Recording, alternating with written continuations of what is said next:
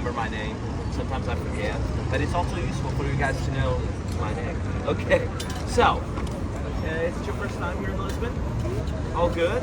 Did you all arrive today, or are you here for a few days already? A few days. So Last night. Last night, fresh off the boat. That's Yes. how I like it. Yes. Fantastic. So we're about to start our little tour. I'm just going to ask you to hi. So I'll just ask for us to step over here. I know. It's the sun, okay? It's one of the things that I'll guarantee to you is that I'll give you a nice tan with this tour, okay? So let me just a little count. Just a second.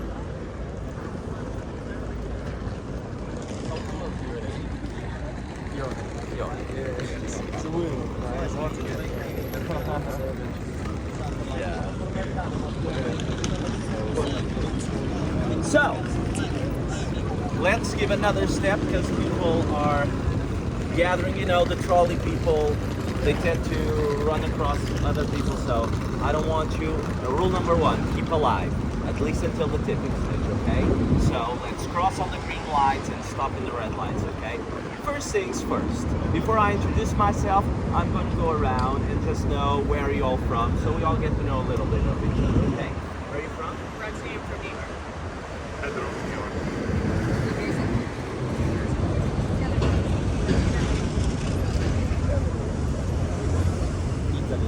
England. Clayton from LA. Okay, so, of course, I'm Bruno. I'm an actor and a tour guide here in Lisbon, and it's my great pleasure to be showing you around my lovely city. As you know, this is a tip-based tour, which means that at the end, you'll tip me based on my performance. You can tip me like 20 euros or 2,000 euros. I have a big bag, so no worries, it can fit, okay? So, let's start with a question. Did you know that Lisbon is the second oldest capital in Europe? And did you know that Lisbon as a settlement has been around for more than 3,000 years? And can you believe that I'm going to try and sum up the history of 3,000 years in 5 minutes? Do you think I can do it? Yes, Bruno, you can. Oh, now I can, for sure. Okay, if anyone wants to time me and make it a game, sure. Even if I don't reach exactly 5 minutes, let's call it a Portuguese 5 minutes, a bit more stretch, you know, more elastic. So, here we go. 1, 2, 3. So, the place where we are, the Iberian Peninsula, where is now Portugal and Spain, used to be the home of many, many other people like the Celts, the Visigoths, the Romans, the Phoenician, and the Lusitani, from which the Portuguese feel they are a direct descendant of. The Lusitani were a brave people of wars and live off the land. So, you know, they lived here enjoying the sun, going to the beach, having some wine, chilling, and they were fine until another people came along. They went in to see who it was. It's not that big. Let's put it on pause.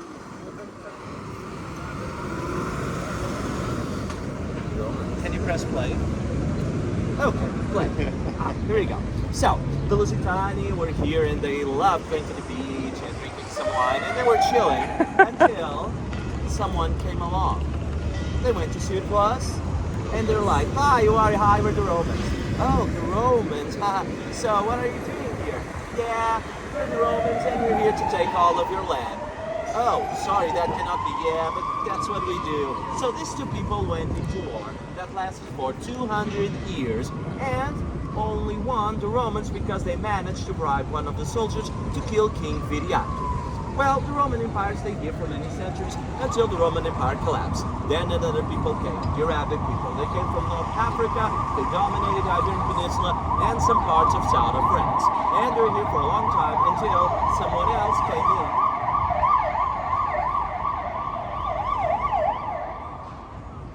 Someone else came in and decided to challenge him. They went in to see, hey, who are you? Are you here like to chill on the beach? Maybe know our culture? No. We're the Crusaders. Oh, the Crusaders, cool. And I like your armors. They're really shiny. I like that big cross you have. Thanks. Beautiful, isn't it? Yeah. So what are you doing here? Yeah, we're here to take all of your land back to Christianity. Oh, sorry. That cannot be. And that leads us to the first king of Portugal, Afonso I. So, by the way, is anybody going to Porto City in the north? Or have been there? Yeah. Okay. Well, that region in the north is where Portugal started. It started all the way from the north till the south to the Algarve. So, King Afonso I, even as a child, he always dreamed about Portugal. He had this idea of building this country, and even when he turned to his mother, he said, "Mother, I'm going to be the King of Portugal." And she was like, "What is this Portugal you speak of?" "Oh, it's a country I have in my mind because I think I have a head for a crown." No, son. We should stick with Spain. I like tortillas, I like calamares. We should stick with Spain. It's so much better. No, mother, I have an idea for a country. I'm going to start it. So he did what every young man would do. He went to war with his mother. He won, and he started conquering all the way from the north to the south lands from the Arabic people. Well, he was successful, and let's skip a few centuries, and now we are at the 15th, beginning of the 16th century. Portugal is an established country already. The Arabics were conquered. We have discovered the routes to India. We have Brazil, lands in Africa, Asia, and faraway places as Indonesia. So we're feeling pretty good about ourselves. We have a big army, we're a superpower, we're full of cash, and we're like, yeah, nobody can stop us. Wait, God can stop us. And that's what's happened. In the 1st of November of 1755, a major earthquake hit Lisbon on the Richter scale of 8.5. I think God probably thought something like, you know what, you've been pretty successful in your business, like your spice trade, slave trade, you have all this land, gold, diamonds, but maybe you should hit the brakes and reflect a little. So, this earthquake was so massive, so huge, that generated 3 tsunamis, and since it was the 1st of November, Day of All Saints, many candles were lit at home and on churches, and that led to fires that lasted for 5 days. And actually, the fires were the most damaging. The Soul Square that we are now was redone in an 18th century style, and few places in Lisbon remained intact, like the Alfama neighborhood, which we are visiting now. Do you know why? I'll tell you when we get there. But let's skip all of those theories. What's your theory? That is higher. Okay. Yours? Same up the hill. Okay. Actually, they're not up the hill. They're down. But it's a good theory after all. I'll take any theory so far, okay? Let's skip a few centuries. We are now at the 19th, beginning of the 20th century. We had an argument with our British friends about some lands in Africa that led to the fall of the monarchy, and the republic was born. But it was born out of instability and budget crisis. So they decided to call upon a finance wizard called Salazar. He was such a genius that he became prime minister for 40 years. He installed a dictatorship that ended on the 25th of April of 1974 in a little thing called the Carnation Revolution.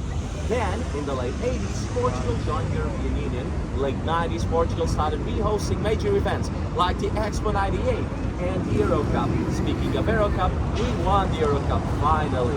And we also won the Eurovision Song Contest that we're waiting for it for 50 years. And guess what? Here we are in 2022 still speaking about it. Done. Woo! Okay, of course this is just an introduction. I'm going to go into some detail as we go along. In the meanwhile, any questions so far? All good? Let's go.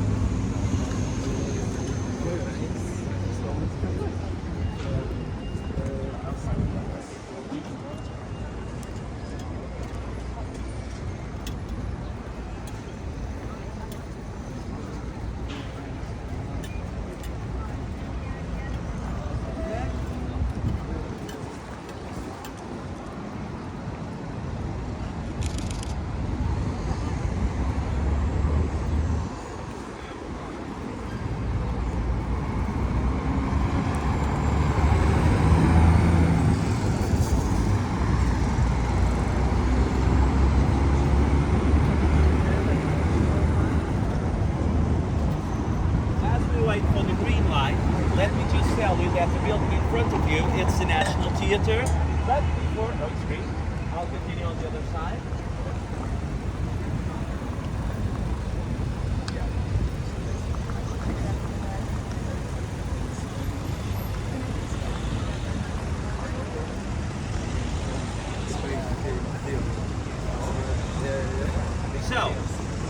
This is a national theater, but it used to be other things, namely the Palace of the Inquisition.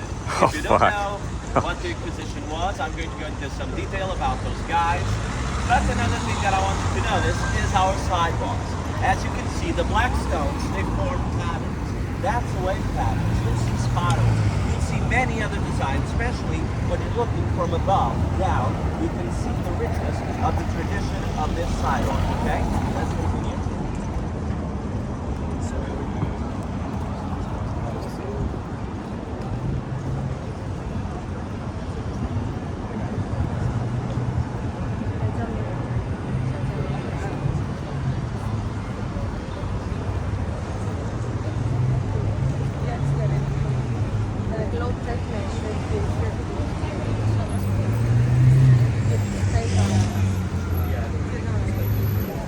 Ouais, mais non, quand j'ai checké les trucs avec eux, je pense qu'il l'a pris dans sa trousse.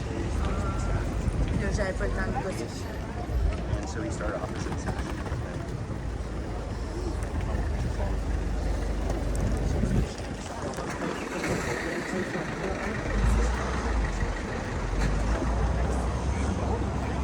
Mais non, là aussi.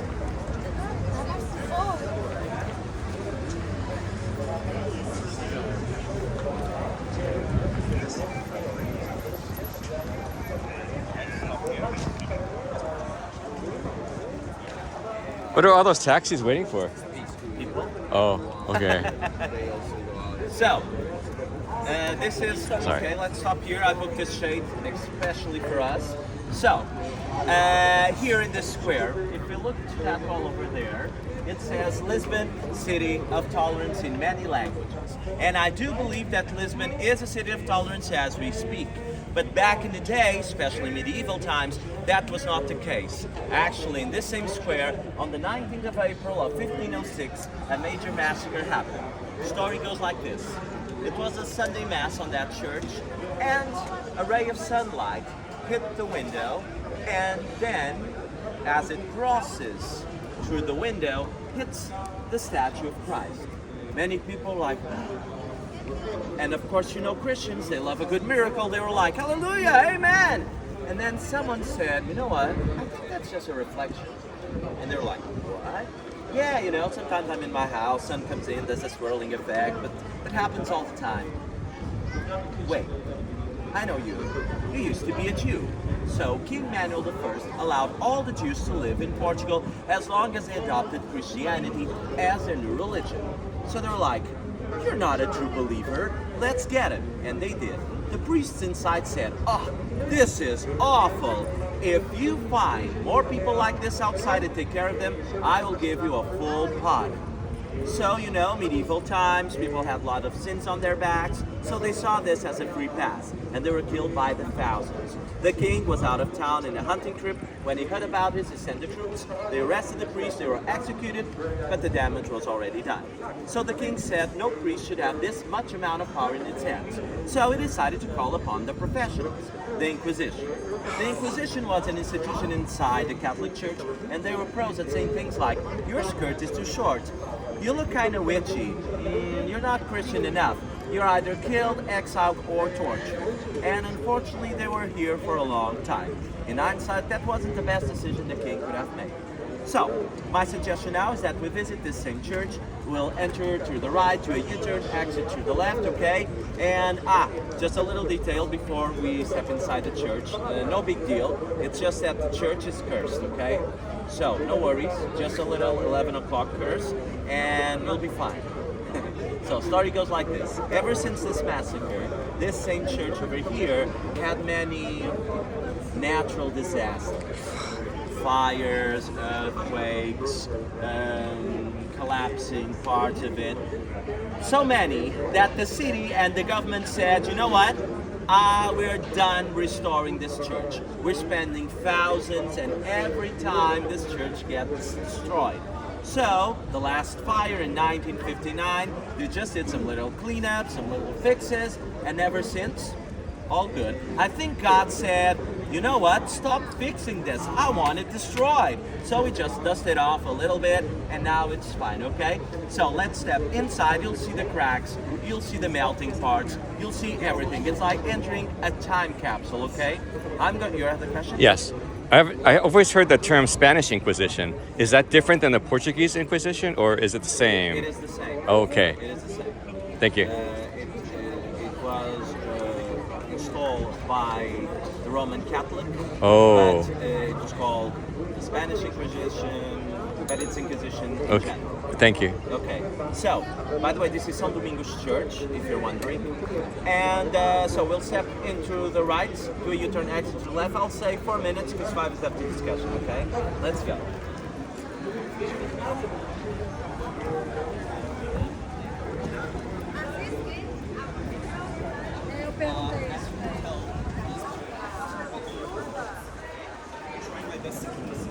Okay, just step inside and I'll be here waiting for you, okay? Don't get cursed.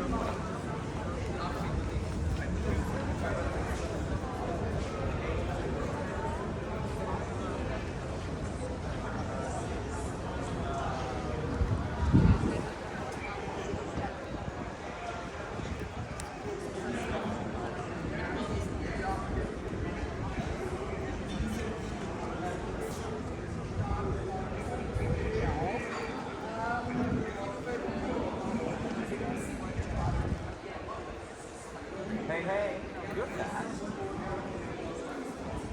All the explanation. No, it's quite big. I didn't expect it to be that.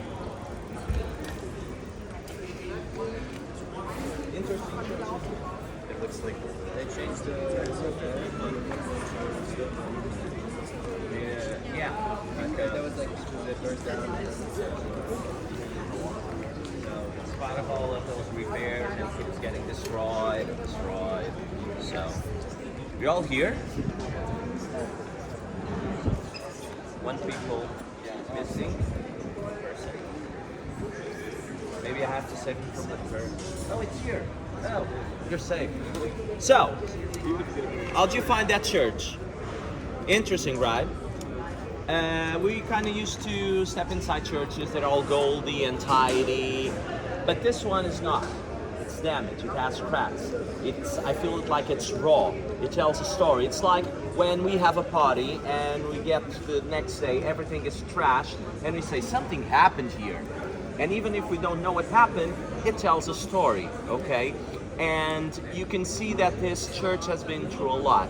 Did you notice the melting parts that was in some part of it? Okay, so I think it's interesting because sometimes abroad, I've been to other churches, they might have cracks on the outside, but inside it's perfect. Here they're like, no, we're going to do it like this. So I think it's a unique church in the world, and that's why I told you to step inside and really have a good look at it. It's still pretty much a functioning church. It has masses, people get married here, baptized. Many royals were baptized and married here as well. It's still a very important church. By the way, this monument over here, it's an apology by the Catholic Church for the events that took place here in 1506, saying it stains the memory of the church. They're deeply sorry, and they acknowledge the same. So, we still have epic battles, adultery, spies, treats, and more to cover. You ready? Hey.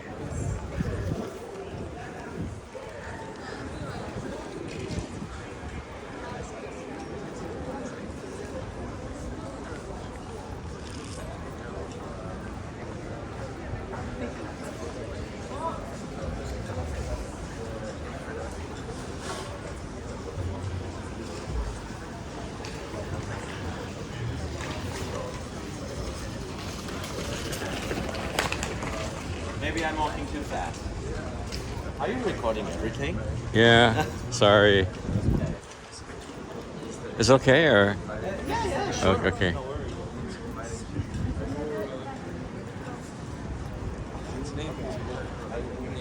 Yeah, I like to get more. You're making a documentary YouTube.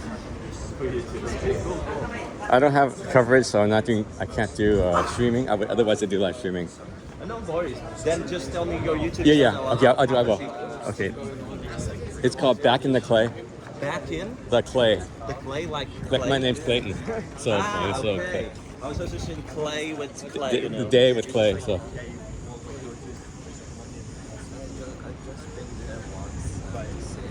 Did you like it? I went to school, so Thankfully, we weren't watching very carefully. When you go to school, you're more like We're gonna moonwalk first. yeah, that's normal. Even now, I do that anyway. So, yeah. At least you did it at school. I still do it now. So. Okay, let's have a look at this guy in the horse.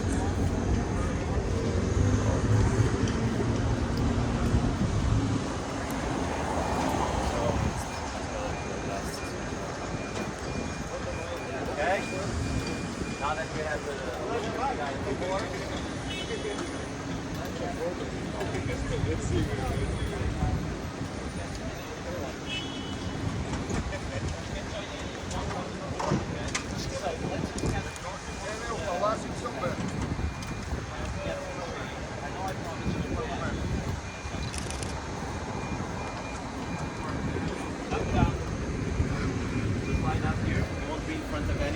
Okay, no worries. So, this guy in the statue is King John I. King John I was a very important king because he had the ultimate battle against Spain. This episode, I will call it the Battle of the Johns because it was between the John of Portugal and the John of Spain. The story goes like this. The King of Portugal had died and he did not produce a male heir, so the throne was vacant, and as a custom in the medieval times, noble people would marry other noble people from other kingdoms. In our case, was mainly Spain. So whenever there was a crisis in the throne of Portugal, let's say that the crown was up for grabs by the Spanish. So the Queen of Portugal decided to call Spain. Hello, John. Hi, how are you? So, you probably heard this, but my husband died, and we need a king. So maybe you could come here and rule us. Of course, I will go and I will rule Portugal. Oh, thank you, John. So kind. Bye bye. See ya. Adios. So, the Queen decided to tell the King of Spain that it's okay. He can come in and assume the throne. But the people were not very happy about becoming Spanish. They were like, we don't like tortilla, we don't like sangria, so, nah, sorry, no go. So, they knew the king had a bastard son, John I. So they managed to proclaim him king. Of course, the queen was pissed. Hello, John. I don't know if you heard about this, but my husband cheated on me, and now they're trying to put his bastard son in the trunk. You should come here and take care of this. Of course, I'll invade Portugal with my mighty army. Adios. So, the Spanish contacted the French, and together they had a combined force of 32,000 men. But the Portuguese had also a grand, brave army of 6,000 men. Yes, they had 6,000 men, but they said, you know what? No worries. We have friends too. So we decided to call our British friends. Hello, England. Hello. Well, I don't know if you heard about this, but Spain is invading us. Oh, really? Yes, and maybe you could come here and help us out. Why should we? Well, because you're our allies and we can even pay you. We're not sure. Well, France is coming. We'll be there. So the British did send some help. And let's picture the river over there. This wonderful boat came in, and from that boat, an army, an impressive army of 200 men came to help the Portuguese forces. The Portuguese were like, so, is there another boat coming because they're running late? Oh no, it's just us. We're longbowmen, we're the best. We're doomed. We're doomed. No more Portugal. Bye-bye Portugal. Adios. Hello Spain. But the king had faith in this man, Nuno Pereira was a military strategist and a deeply religious man. So of course the first thing he did was a promise to God. He promised that if he won this battle, he would become a monk and even build a convent in his honor. So he devised the following strategy. He lured the Spanish and French forces into a deep valley with a very narrow entrance. So all the forces could not step inside at the same time. He then placed the Portuguese forces around it in a square formation. So let's say this side is the Spanish side and this side is the Portuguese side. This side, the Portuguese flag, the Spanish flag. So as soon as the battle started, the Portuguese were like, for Portugal, and the Spain, arriba, and they went. As soon as they started the battle, this rain of arrows comes dropping on the French and the Spanish, and they were falling like flies. And the Portuguese were like, oh my God, maybe with a little miracle, we might turn this around. Then, something spectacular. Let's picture this in a cinematic way, shall we? This golden arrow comes from the Portuguese side, goes all the way across the battlefield, slow motion of course, goes, hits the guy in the horse holding the Spanish flag. The guy falls and the Spanish flag falls as well. In battle, when a flag is fallen, it means they're surrendering or retreating. And this caused a major confusion in the battlefield. Because back in the day, armies were a mishmash of people. They were Spanish, French, other mercenaries. So they knew who they were fighting for because of the flag. Those are my guys and those are my guys. And they're like, so, are we surrendering? Are we retrieving? What's going on? So the Portuguese took advantage of this confusion and started pounding more on the French and the Spanish. Records say the odds starting to get more even. And since it was a mishmash of people, some of them said, you know what, I'm not even Spanish, I'm out of here. And they started to retreat. What do you think the Portuguese did? Well, we chased him and tried to kill as much as possible, but that was not only the objective of the army, because the people also helped. And this leads us to the tale of the baker of Aljubarrota. Aljubarrota is a little town to the north, and story goes like this. This baker was done for the day. She was closing her shop when someone came knocking at her door. She went in to open. Hi, on the other side was this 7 Spanish men. Oh, sorry, we mean you know, we just want to go back to Spain. Can you please help us? And she was like, you know what? I have Spain in my heart. I like tortilla, I like paella and sangria, so I will help you, okay? You know what? I'm done for today. It's so cold outside. Come in, step inside my big oven. You can hide there, and I won't let the Portuguese troops find you. Oh, thank you so much, gracias. And they went inside. She closes the door of the oven and burns them alive. Oh, Some Spanish were outside, saw what she was trying to do, tried to stop her, but this was a big woman, rough. She only had 8 fingers. She picked up this big wood shovel that she takes the bread out and just whacks the other Spanish with it. So, single-handedly, this woman practically killed 10 Spanish men, and this is why she's still considered a Portuguese hero. Going back to the battle, we won that battle, and it was such a humiliating defeat for Spain that they did not mess with us at that level again. Of course, there was other battles, but not as quite as huge as this one. It's such an epic win that it's depicted in tiles in the British Museum. This battle happened in 1345, by the way. Any questions so far? Okay, let's go.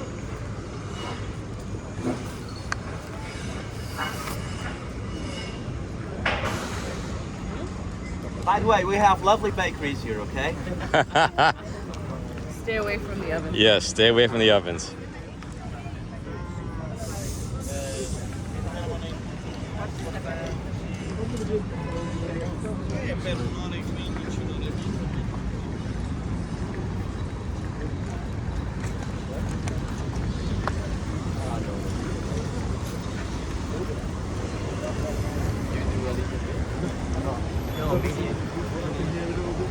So this is the electrical? Yes. Where does 28 stop? Well, it's By the also church? many places. By the church? I heard by the church. It goes around it. Oh, okay. All right. Thank you. Okay.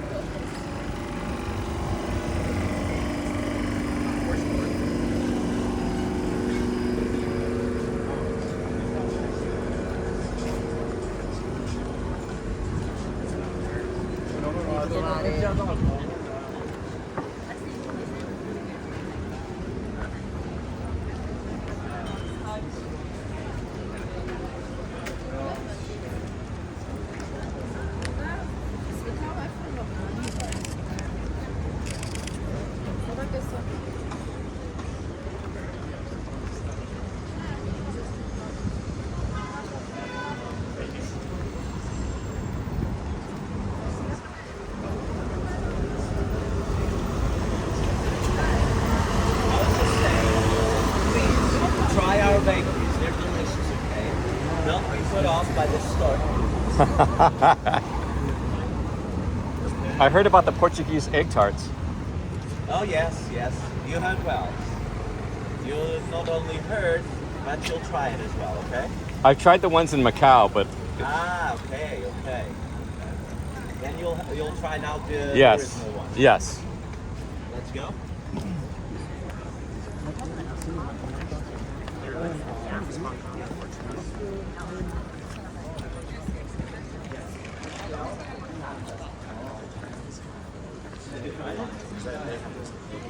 Here?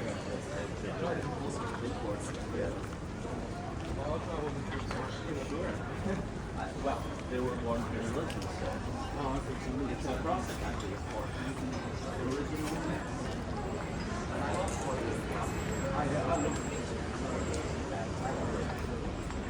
Where is this other place? Sorry? Where is that other place? It's called what? Porto? Porto Yeah. City. Oh, where's that? It's to the north. Oh, okay. 300 kilometers from here. Is it by the ocean? It can be. Oh, okay. It's not far away. Sorry? Is it like a port? Is a port city, right? Yes, but the port is on the riverside because then you have the ocean more to the. Muss man halt mal auf die Zähne beißen. I heard from my friend any wine from Portugal is called port. No. That's what she said. Port wine Yes. is port wine. That's it. The other wine has Yeah. different names, but not port. Oh, okay.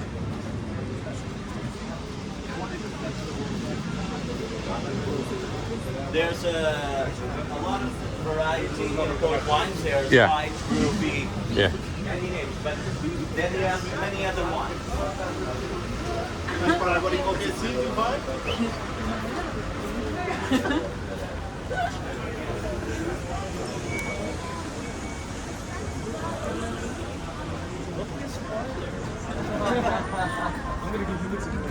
So, we are now starting our workout part of this tour. By the end of this tour, I'll guarantee that you'll have toner legs, better calves, okay? And you'll also have a better tan. Let's continue.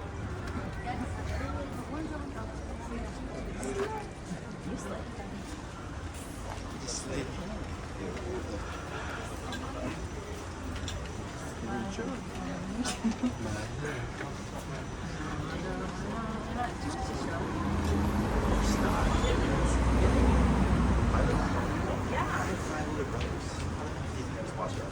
guess I have the opposite, right? It's like, Yeah. you know I watched that. I think I didn't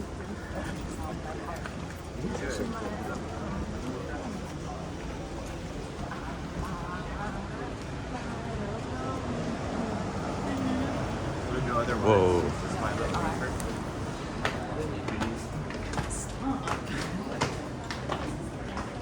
Oh, yes.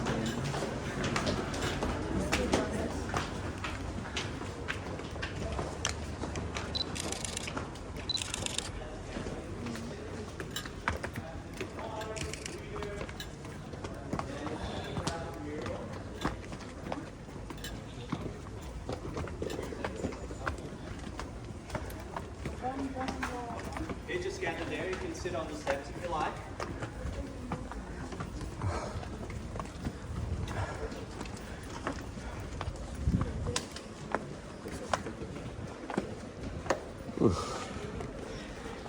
So, looking at this mural behind me, if you want to check that the mural can go higher.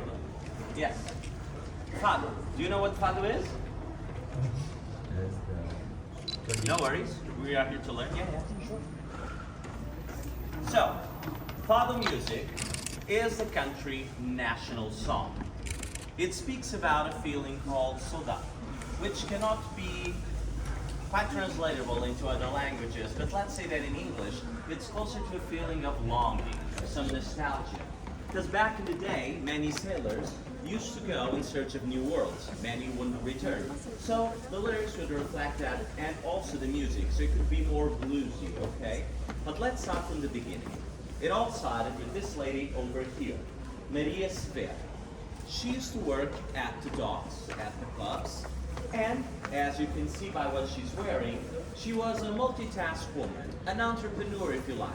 She had many skills, and one of those skills was singing.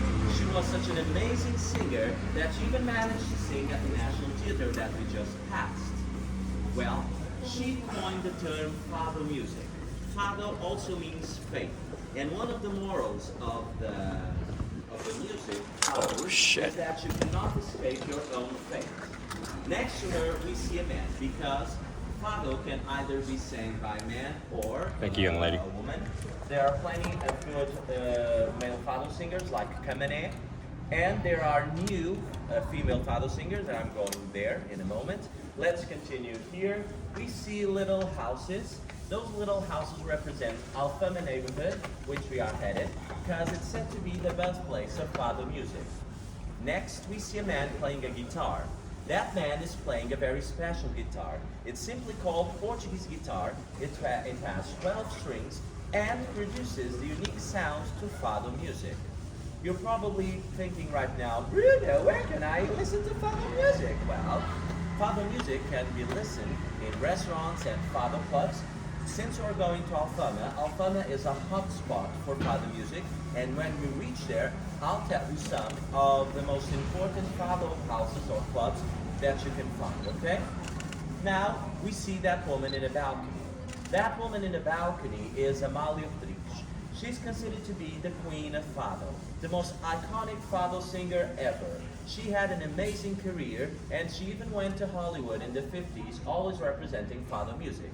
She returned, she didn't quite identify with the Soul system, and continued her international career throughout Europe and faraway places like Japan.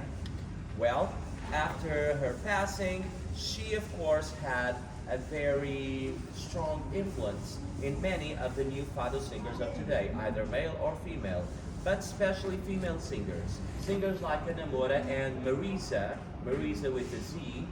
She specifically wears this black dresses like Amália's wearing, a traditional Portuguese black dress full of traditional jewelry, and this gives a theatricality to the performance. It intensifies the message that the singer and the musicians are trying to portray. Because when you go to a Fado house, a Fado club, there's just one singer, one or two guitar players, no microphones, all live, And even though you don't understand the lyrics, the interpretation, the emotion should be enough to carry you through the song, okay? Any questions so far? Okay, let's then continue with our workout. Sorry, tour.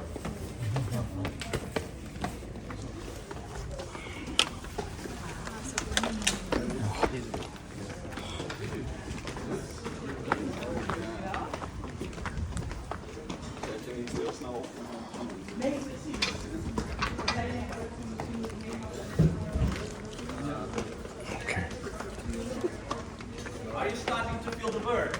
Yeah. Good.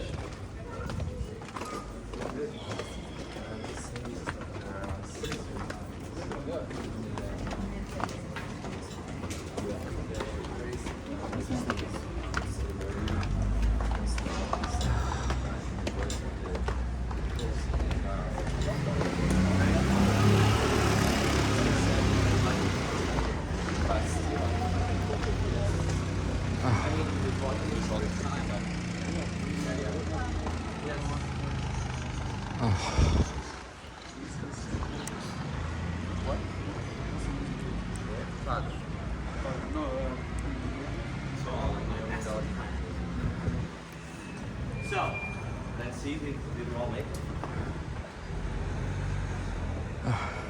Because you'll be surprised the quantity of people that gives up after this first steps. They're like, done? So, we stopped here together, and I want you to see Lisbon, most ancient ATM machine. It's been here since the Roman times. We've been updating it. It's completely functional. Of course, I'm kidding. The second reason why I'm here is to tell you that we are now going to our first viewpoint.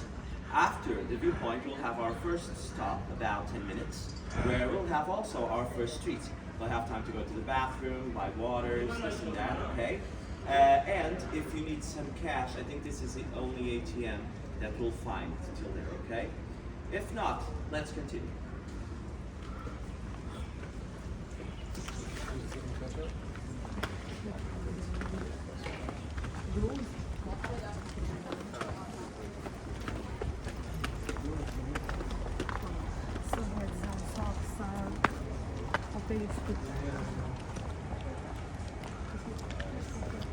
And by the way, you're lucky because now there's steps. When I studied up the hill, there was no steps, just a hill. So when I was late for school, running up the hill, let's say it's on fun.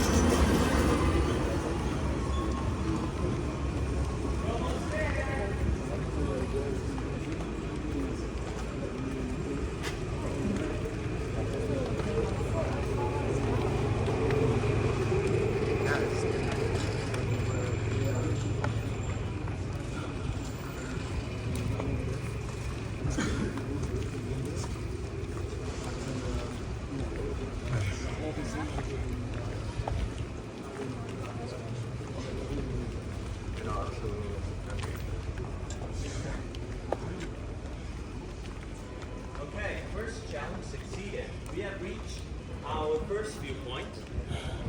We are going to be there for about, I'm going to give you about 7 minutes for you to chillax, take a few pictures for the gram, and of course, you'll spot some familiar monuments in the view that we'll discuss later, okay?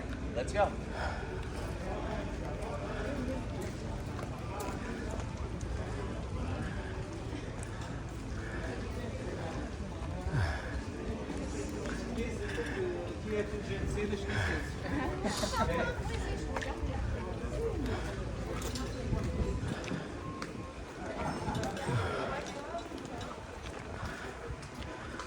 Ooh. Elevator. Enjoy, and we'll meet up here, okay?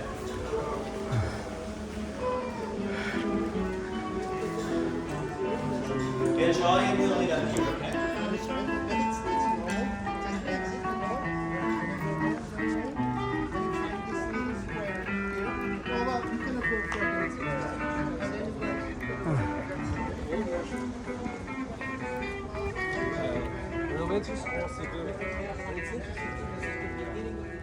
That's actually a guitar player in the background. We just passed him. It's not music. I mean pipe music. It's real music. Oh, there's the Golden Gate Bridge. I heard about that last night. This is a replica of the Golden Gate Bridge out here. It's made by the same company that made the actual Golden Gate Bridge in San Francisco.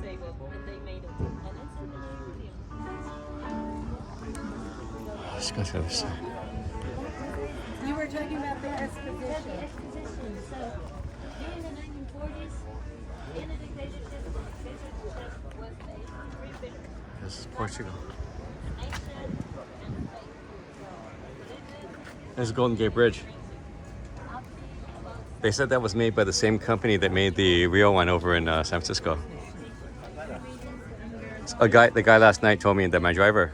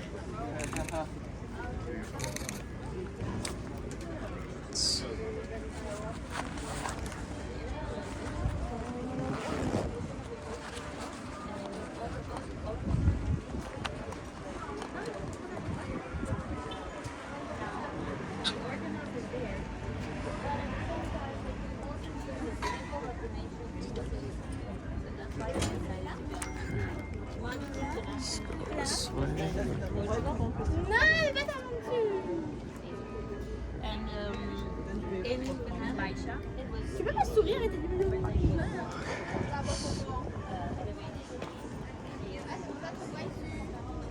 Doing a panel shot.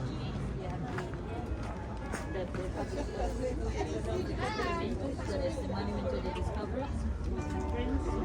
Holding a Portuguese caravel, and he has like 16 statues that coincide with the symphony. Oh, il y a une rue juste au-dessus de ma tête. So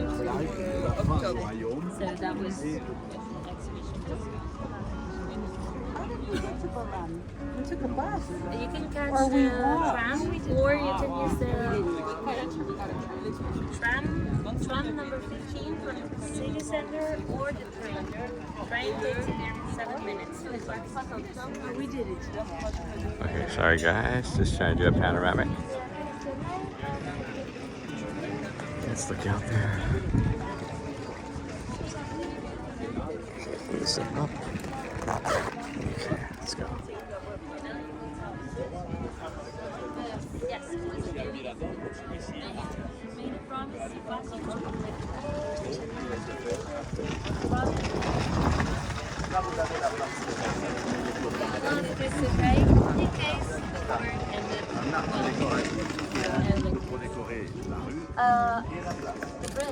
is actually a copy where like they use the same building and the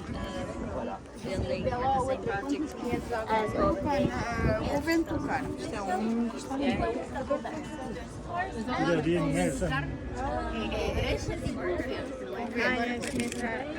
Tiens, viens écouter, Tito. On a un guide.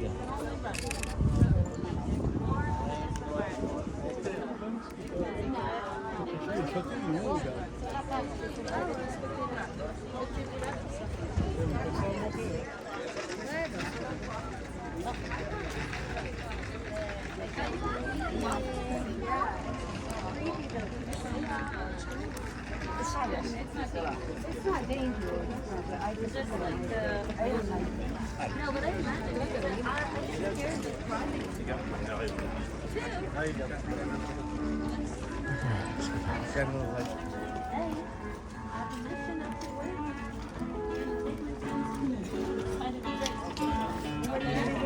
Because I have a car. So we just came to the park. So if we wanted to go on our last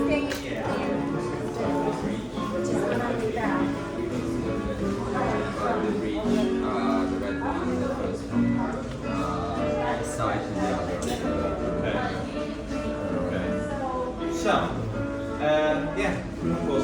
Don't stand by the door because I think this door opens sometimes. Go to that side over there.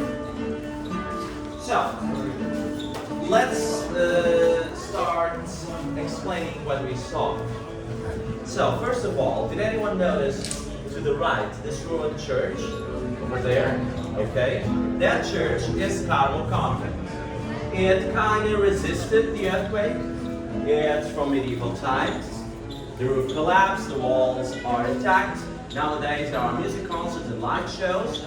But we're speaking about this church because this is the same church, the same convent that the guy that won the battle built.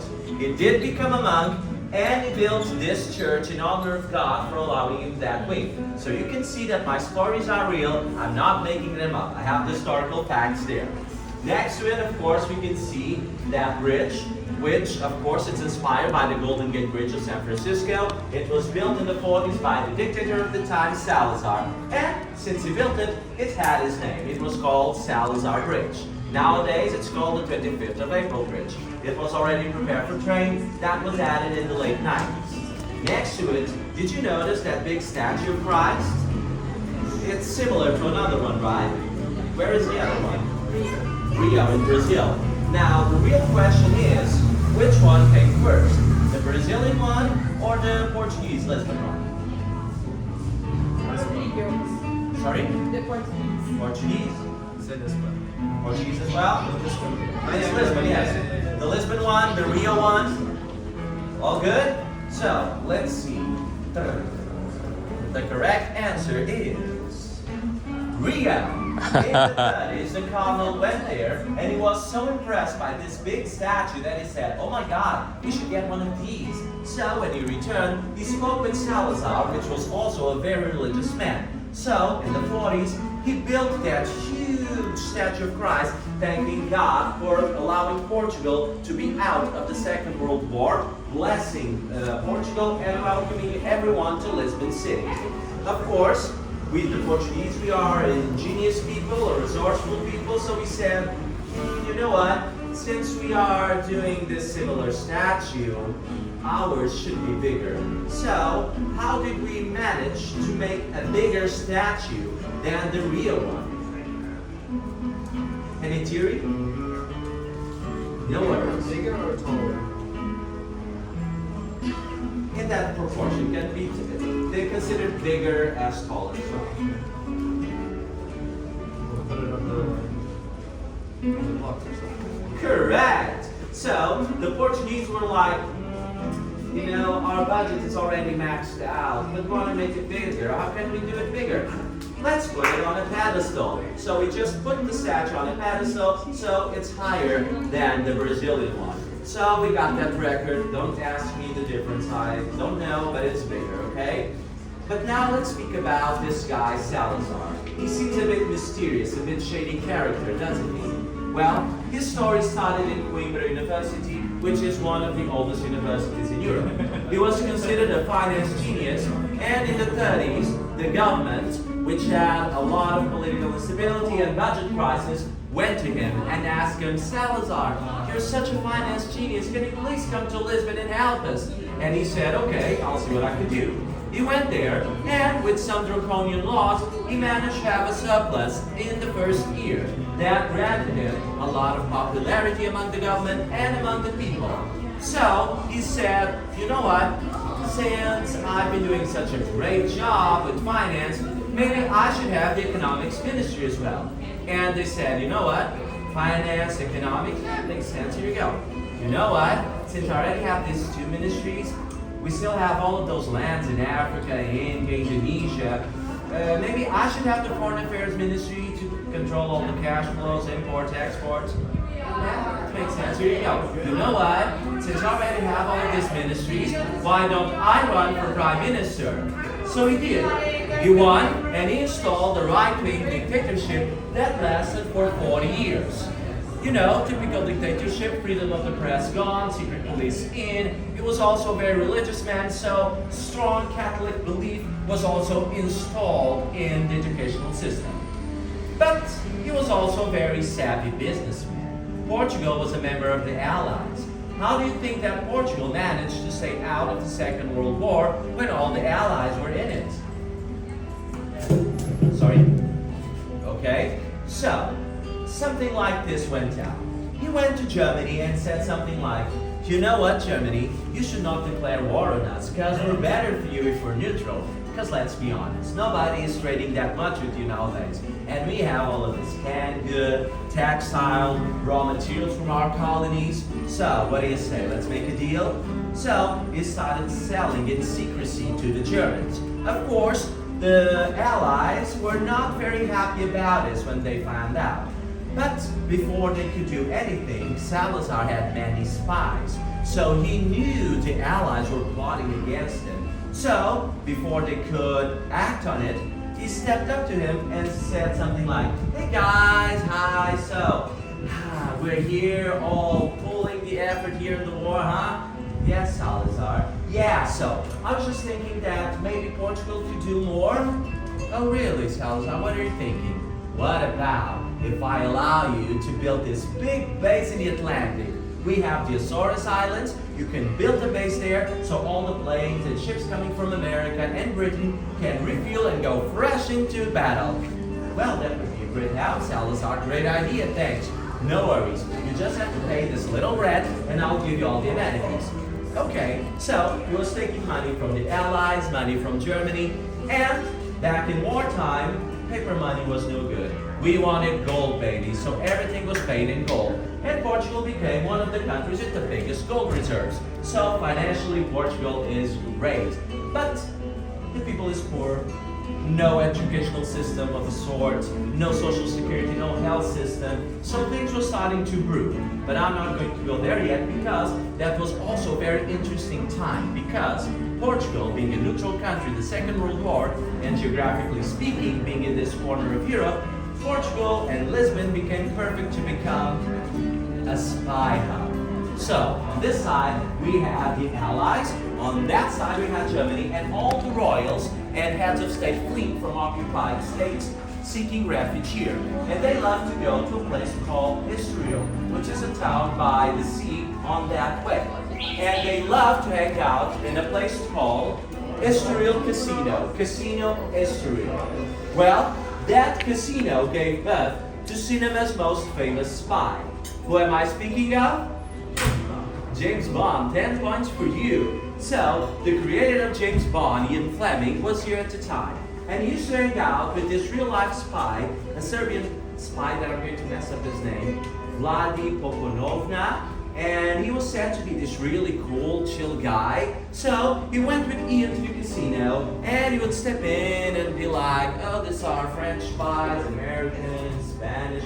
Aren't you afraid? No. I trade secrets with these guys. I'm good. So he started basing James Bond on this real-life spy. And it's no coincidence that the first film of James Bond is called Casino Royale, because it depicts many of the stories that Ian saw with his own eyes in Casino Estoril.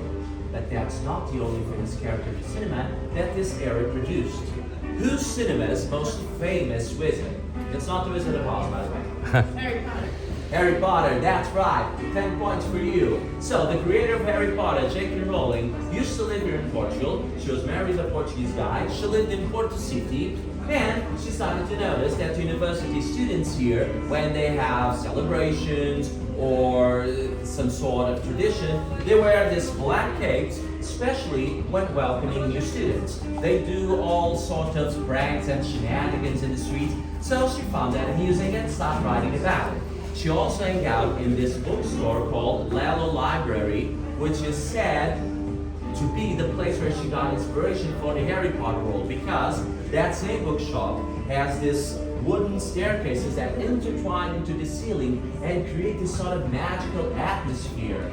And, by the way, who's Harry Potter fan here? You, of course. Who else? But you know the story, right? Okay. There's another character in the Harry Potter books and films inspired by Portuguese history. Can you guess who? Salazar Slytherin, that's right. The founder of the House of Slytherin was inspired by real-life Salazar because back in the day, the baddest guy that she knew was Salazar. So they decided to pick this real life character and sneakily put it in her book, okay? So, we're going to continue our journey. We're going to our first stop and first street. Any questions so far? All good? Let's continue then. By the way, is anyone inspired to become a spy now? Is anyone inspired?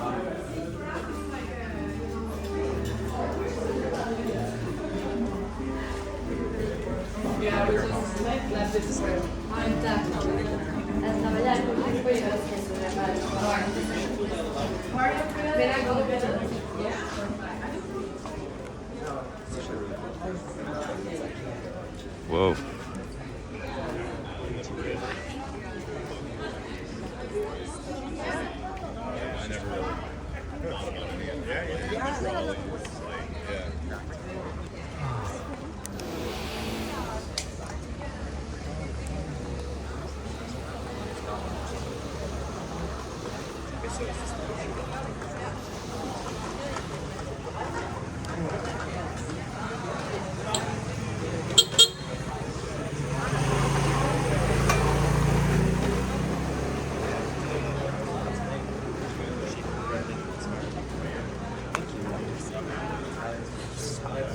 Let's see if you don't get mixed with all the other spies there.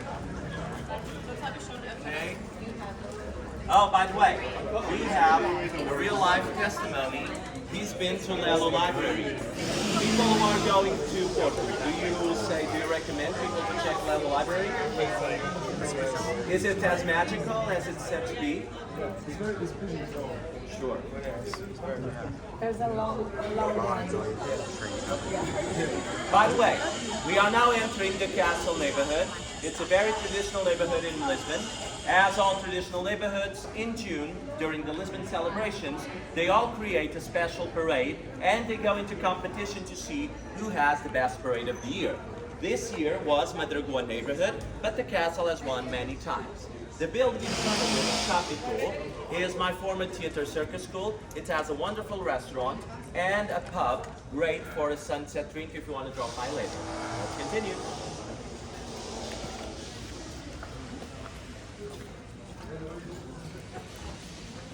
Oh, by the way, ladies, you probably already noticed that the best footwear possible in Lisbon is high heels, okay? So, you can bring them on, make a challenge out of it again, okay? And also, if it was your dream to wear big, dramatic hats, this is the city for it. There's the sun, that's fine.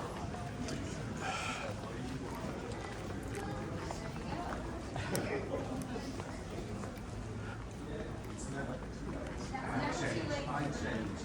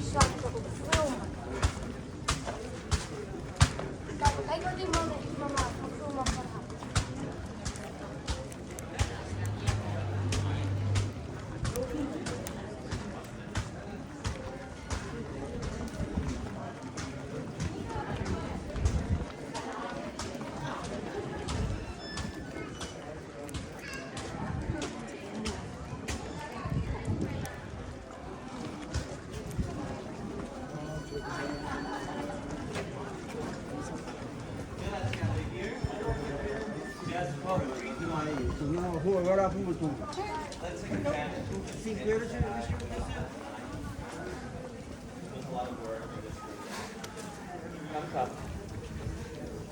Go here.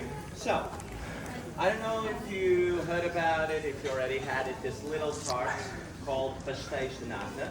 Okay, they're a traditional sweet here in Portugal. They're delicious.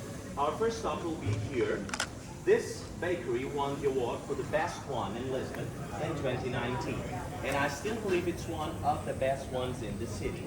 So, the traditional way to have this is sprinkle some cinnamon on top. If you never had it with cinnamon, try it out. You can go to the bathroom, refill your waters, and we'll have about 10 minutes to do this, okay? Let's go.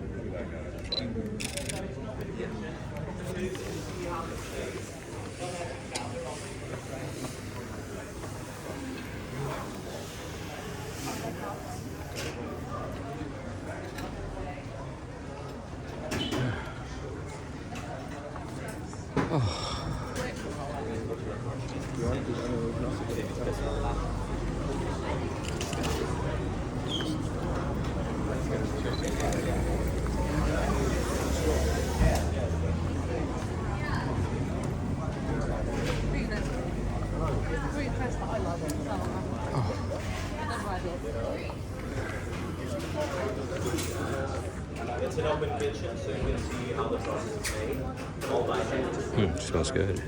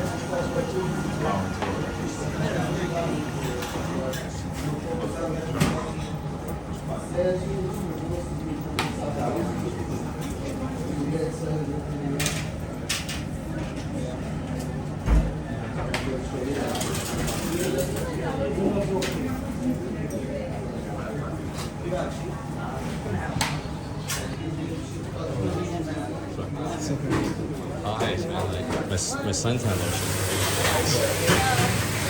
I didn't even bring like sunglasses and that, so I think I put it too well. This is sweat. This yeah, this it's suntan straight lotion. into the eyes, yeah. Did you Huh? I couldn't help but notice the Greg smell? Oh yeah. Into the UK then? Yeah.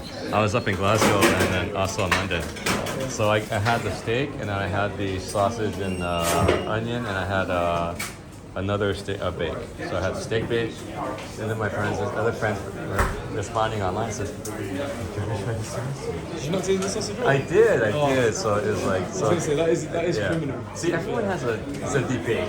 Yeah. Because some other people, no, it's a steak. It's all about the steak. Steak bake. I feel like the sausage roll is just a staple. You get that and a pasty. Yeah. But you like it? So I got 3 different meal deals. So. Hey, there we go. But That's the I best got way two. to I do it. got 2 at the same time. It's too much sodium. Oh yeah, 100%. But you know, when in Rome, when in Greece. Yeah. It was good. So I went to Primark. I actually got the shirts. Yeah. I got 2 of the shirts. I got the shirt like this, and I got the black one. Right. Black Okay. one with the gold. Yeah. And I got the hat. Hold on. Me, darling. No, your shirt. Yeah, can I get one please? One pastel, yeah? You do portions of water? Yes. Still? Still?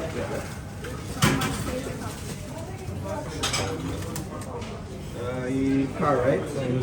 Right. The next machine, okay, sir? Thank you. Hello, sir. Hi, can I get one? Yeah. Yeah. You pay by cash, card? Card. Yeah. Hang on for a second. Oh, you told me that for cartão. It's the next machine, okay, sir? Okay. Oh. Card. Yeah. Thank you, sir. Thank you.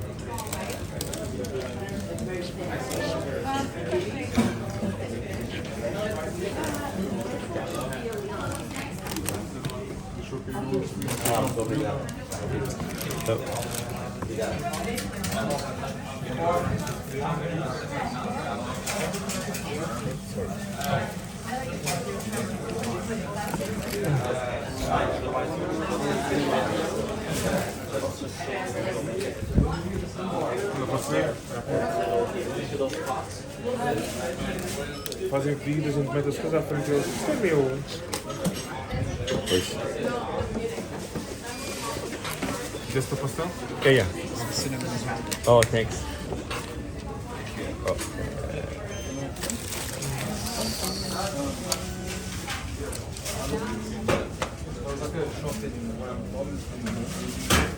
They go or no? Okay, thank you. No receipt. Thank you. Good. One in UK, right? And the one from Porto, and now we can make it like a YouTube, like an unboxing is like a. How's that? Sorry. This one has a dark line here.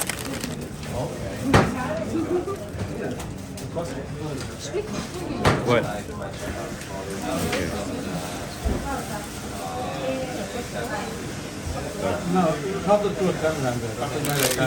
Do you speak English? Yes. Yes. You need to rotate the camera Oh. a little bit up. Okay? I don't know the name of it. Because you're just filming. Oh, your okay. video. All right, thank you. Here's the cinnamon. I'm excited also. Yeah. Okay, I've never tried the one here. I tried the one in Macau, so let's try this. This is the famous one. What's the verdict? So this from the UK and the Portugal.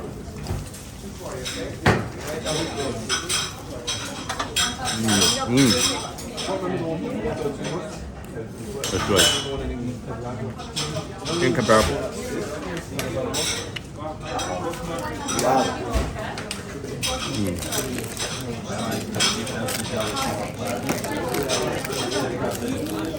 And have you tried it with cinnamon before? Never tried with cinnamon. Another thing good about this bakery is all of the custard pies and the other cakes, they're always popping out of the oven. So it's fresh. Yes. Thank you.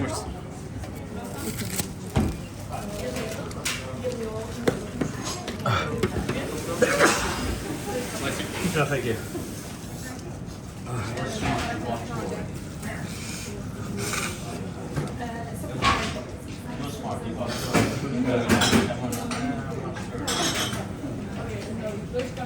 I already tried them.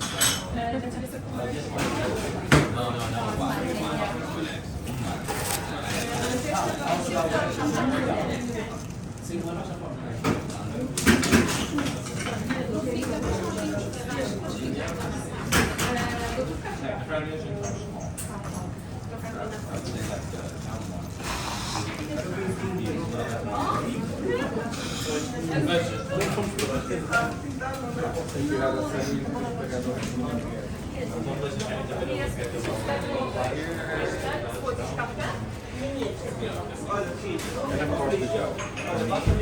The game changer most is the gel. Sorry. One thing I noticed about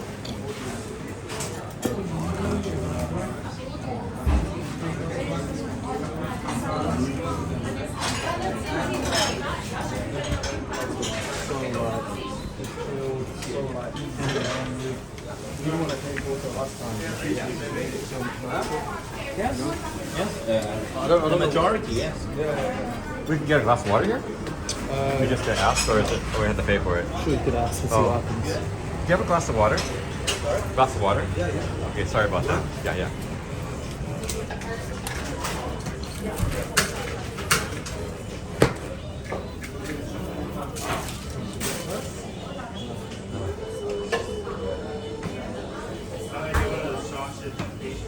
Sorry about that. That's okay, All right, thank you very much. All right.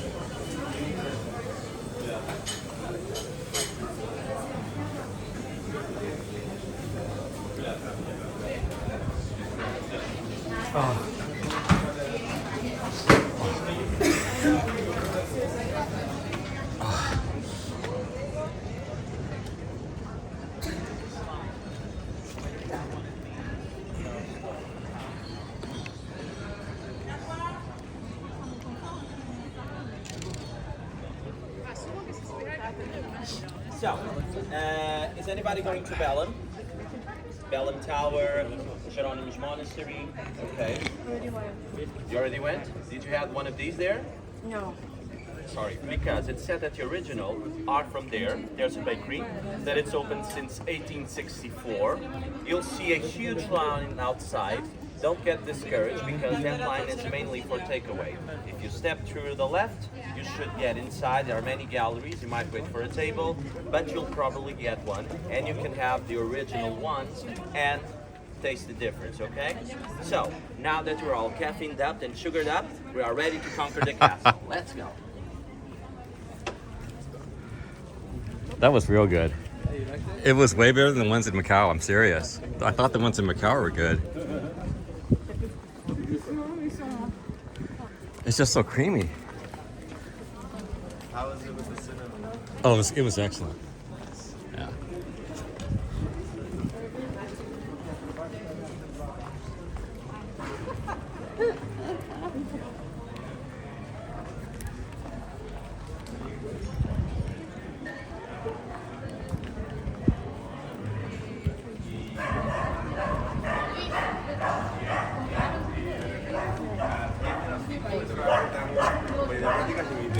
그냥 원래는 자기는 소비엔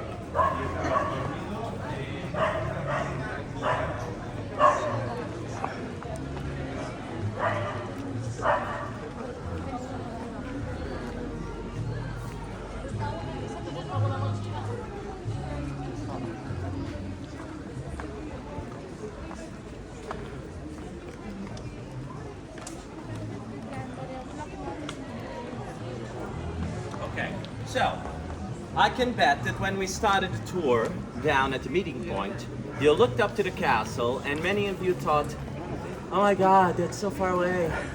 I'm literally going to die if I try to go up there. But here we are. Not that difficult, huh? Of course, with some help of coffee and sugar, but here we are. Let's go.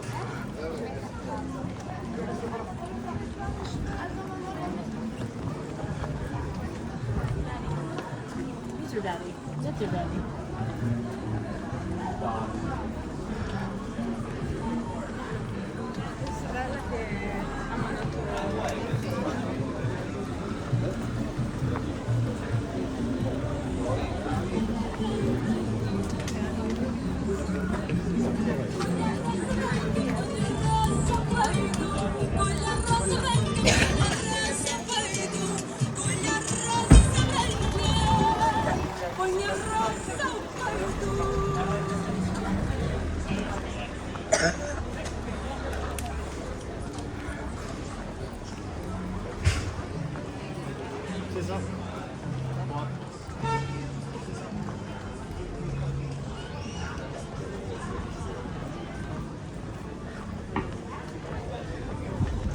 Ah, these buildings look like Disneyland, but they're actually real.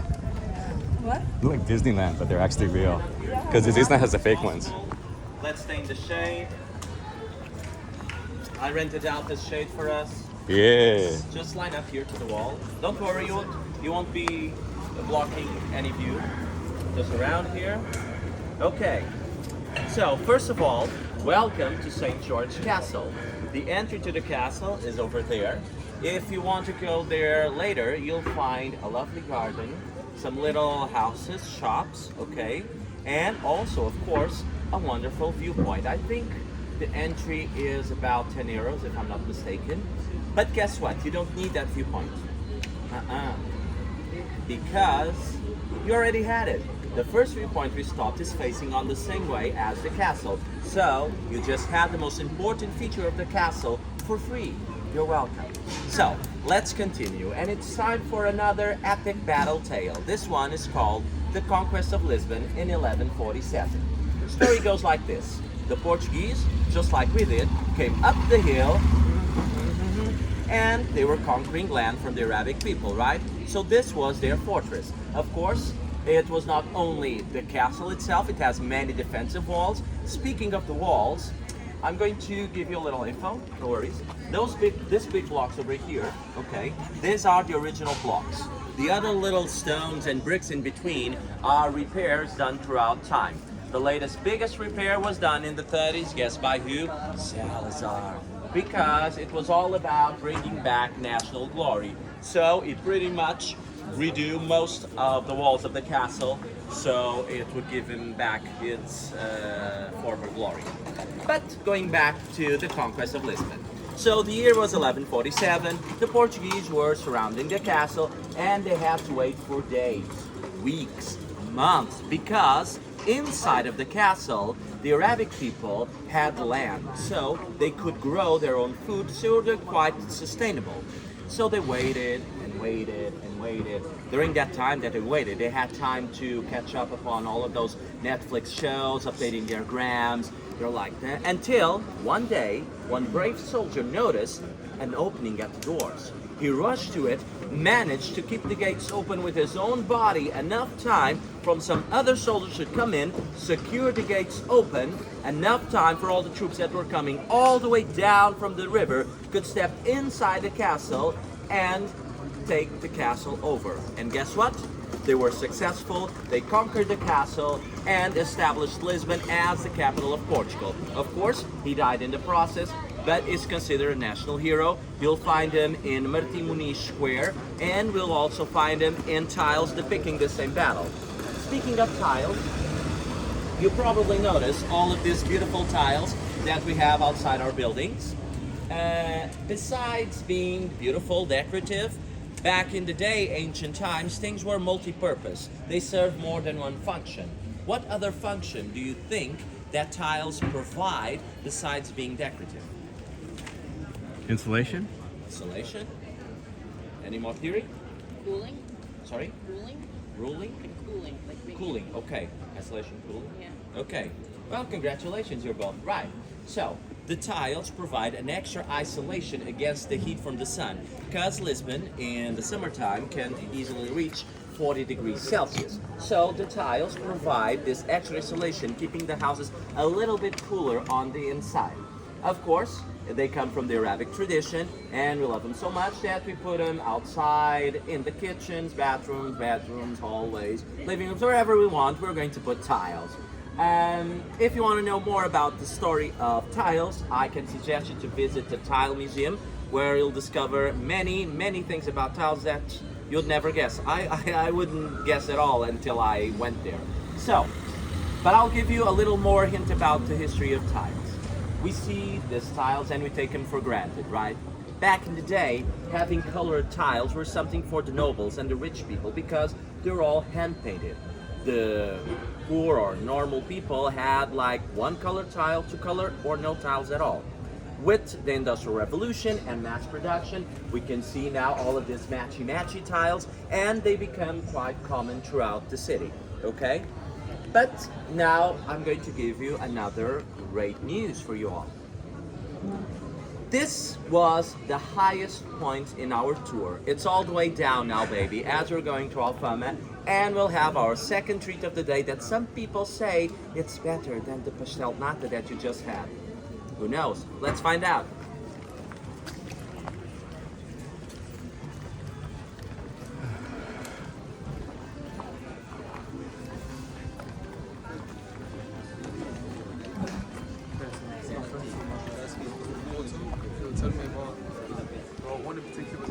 It's like this. You know what Marmite is? Like Vegemite? Maybe can you repeat the name? Marmite. Yeah, like Marmite. Oh yes, Marmite. Yeah, so like there's like a saying in yeah, the love it when you hate it. Like it's 50-50. Yeah. Yeah, and there's like this meal in Portugal, which is made out of rice, wood, and like meat.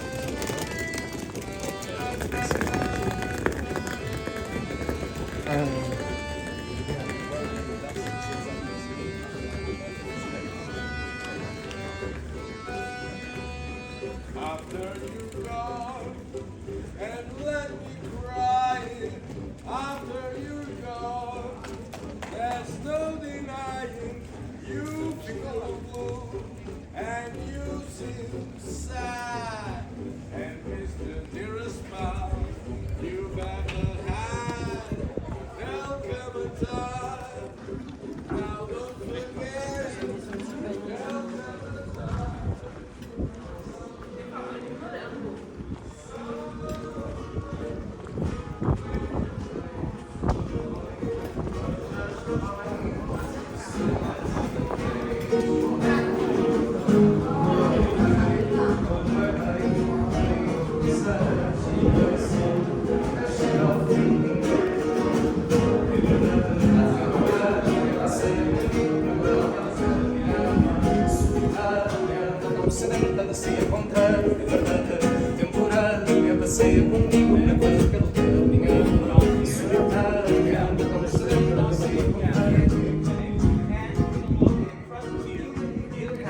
Lisbon's most ancient dog park. It's been here since the Roman times. This is where the Romans used to train their dogs for battle. We can even see some dog frescoes on the wall. It says that Michelangelo came here to paint them. Don't laugh. It's hard to keep a dog still while they're painting him, okay? It takes skills. Well, I'm kidding. This is just a dog park and this is a detour in our route. Let's go.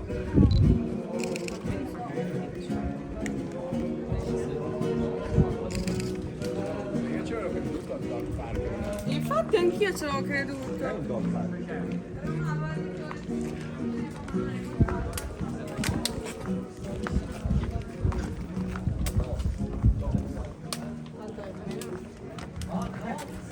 I 30 euros.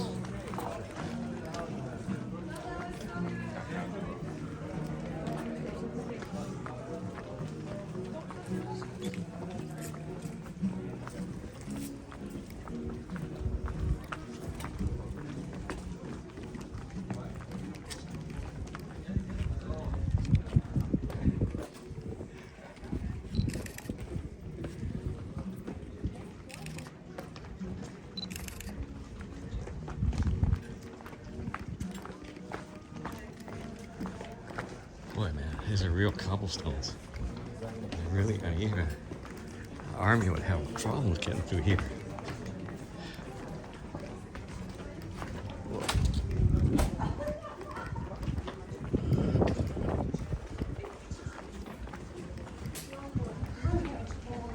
Man, maybe that's some good movies here, man. It's like a good movie scene.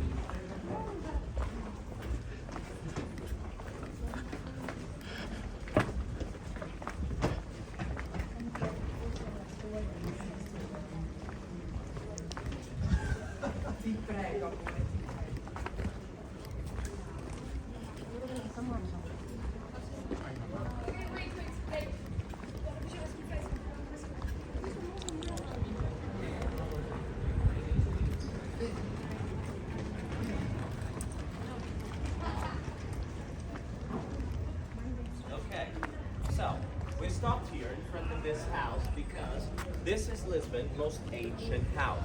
It survived the earthquake, it's medieval in its construction, it's still inhabited, so we can see it's quite durable.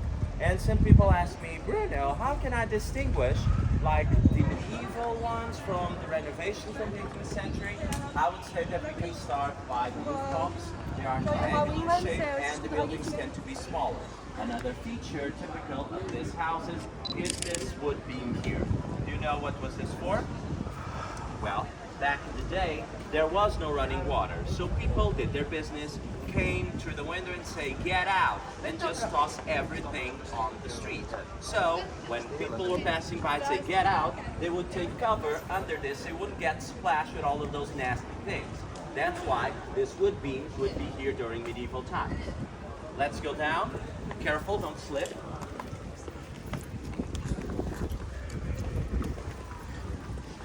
That method also contributed to the the plague. Probably. Tossing everything in the street. Yeah.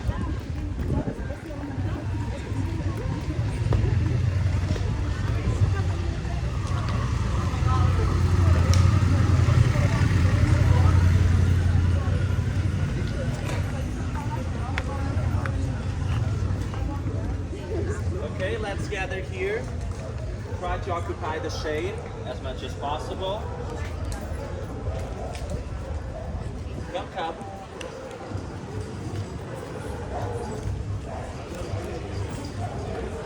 So, we're looking at a piece of urban art by urban artist Vils. Vils did this as an homage to the Queen of Fado, Amália Rodrigues. This is the same woman that we saw in the balcony in that mural. When she passed, he decided to create this urban art piece using traditional cobblestone. But as you know, urban artist is all about breaking the rules. So instead of being in the ground, he decided to extend it to a wall. It's quite wonderful. And if you Google for pictures of Amália Rodrigues, you can see the resemblance and how amazing it looks like since it's done all in stone. The second reason I stopped here is to tell you that we are now entering a more medieval side of Lisbon, so streets tend to get narrower. So I'm going to ask you to be close to the wall as we're going in that direction, okay? You can find works of Vils throughout the city of Lisbon, throughout the streets, and in art galleries, okay? Like the MAT, the Museum of Contemporary Art. Let's go.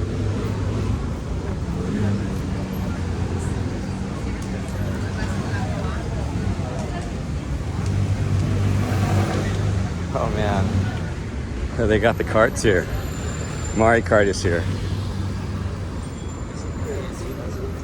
I think I want to do that. Those little carts. I did that in Japan actually. Mario Karts before they got outlawed. I think 2019 they went down. Nintendo got them.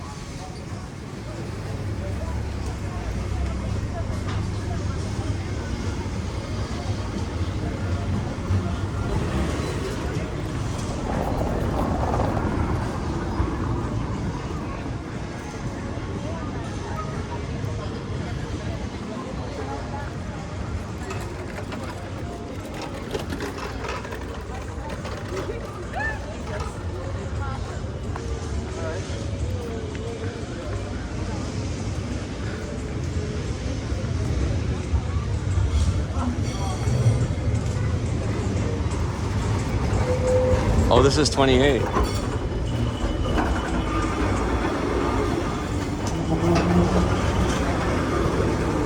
They said to take this one for the whole of the view. The city, yeah.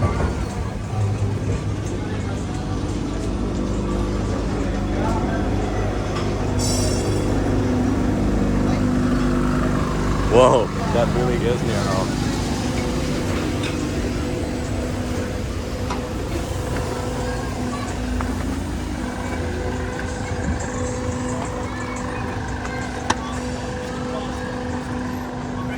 Oh, gotcha. That corner is tricky. I know.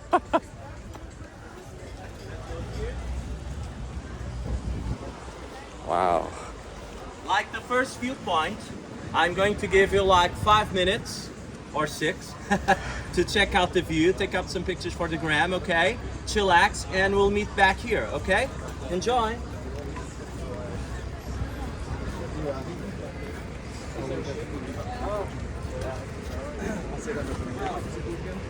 Good morning, solo traveler.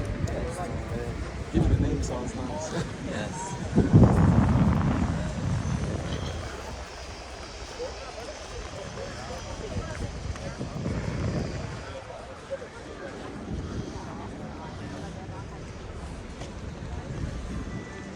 Sorry about that. nice.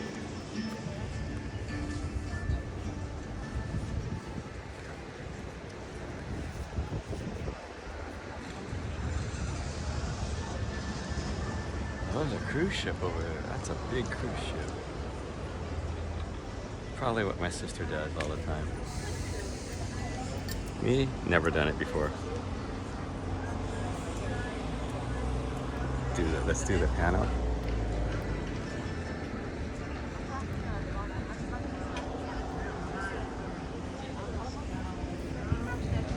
One more. Let's start over here.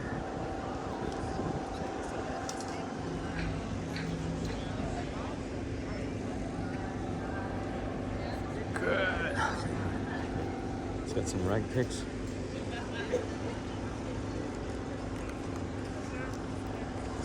Yeah, a little bit. We'll take yours.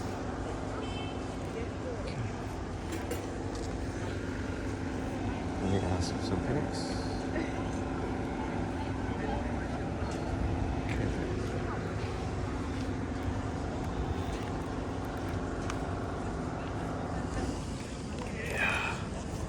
Right now, but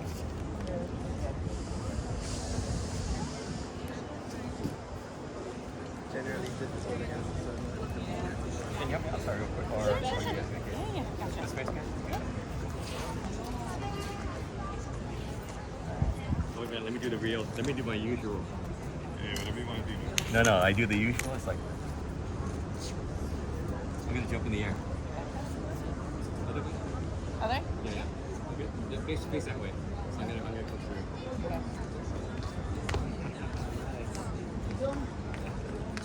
Need to get that hang time. You get it or? I got a bunch of them. Okay, that's good. Thanks. You're welcome. All right. You guys need it or what? Yeah, can we get one? Yeah, let's get one more.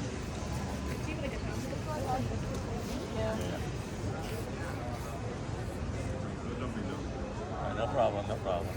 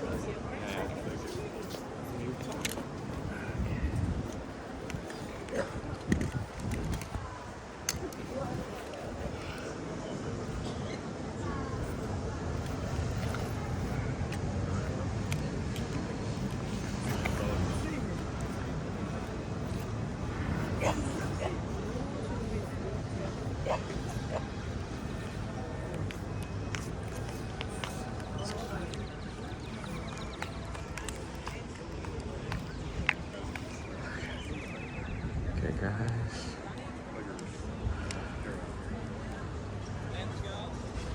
Okay, we're going.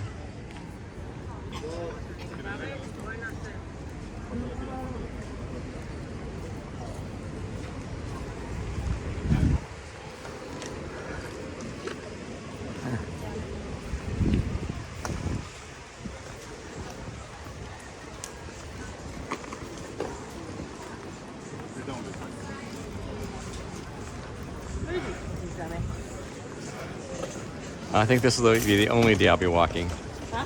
This will be the only day I'm going to be walking. Oh, yeah? Other days, it's not going to be walking.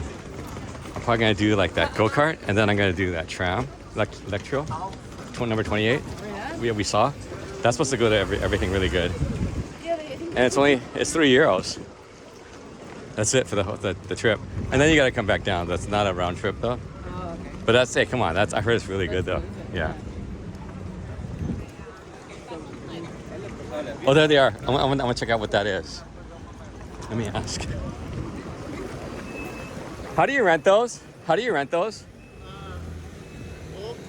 Huh? Oh, go-kart. All right, thanks. Go Coaches. All right, cool.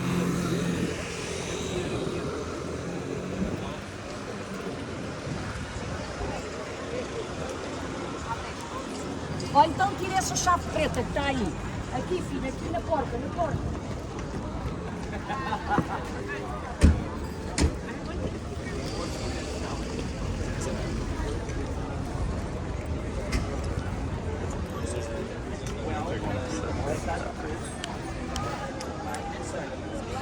It's fine.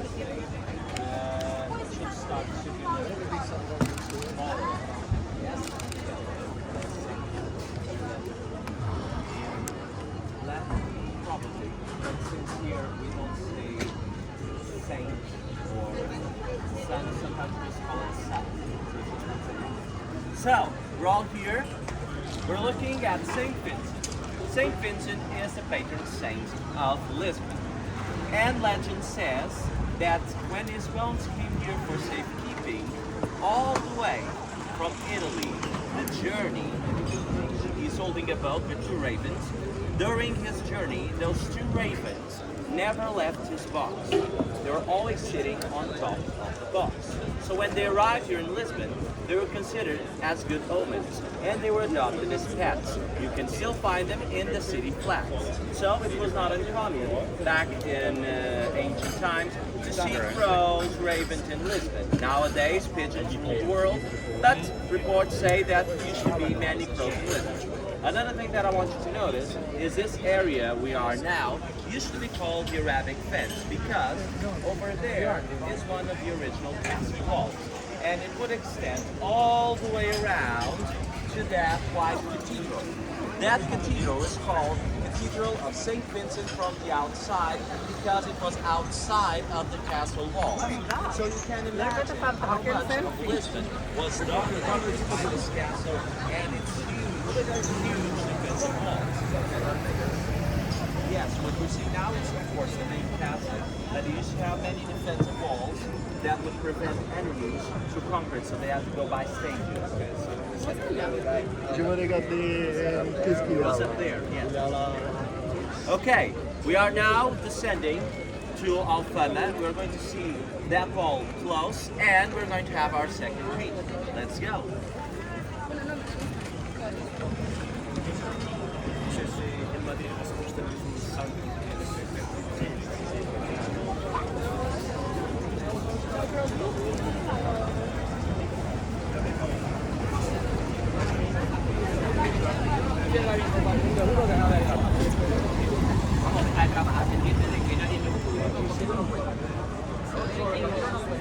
Oh wow. Okay. But I think I forgot something. I don't have an international driver's license, so probably not going to be able to do that gold car. Can you go car without the international license? I'm wondering, or maybe not, right? Pay extra money. We'll take your money and drive. Yeah. Y a diferencia de otras ciudades, en este panteón no están enterrados todos los personajes de vital importancia del país, pero sí que contiene muchos de ellos, entre ellos escritores, So behind you, there's the original castle walls. You can see the little bricks or stones in between. It's all the original big blocks. I used to think this was from the Arabic period, but a colleague of mine corrected me and said it's not only from the Arabic period, actually it dates all the way from the Roman times. So we're looking at the wall from the 4th century, okay, and it's still here.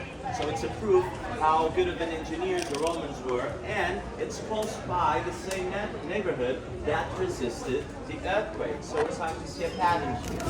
We are now going down and line up here to the right, okay, with the ship. I think we're good. Yeah. Or down with something. International driver's license. I forgot to get that as well. It was a rush trip.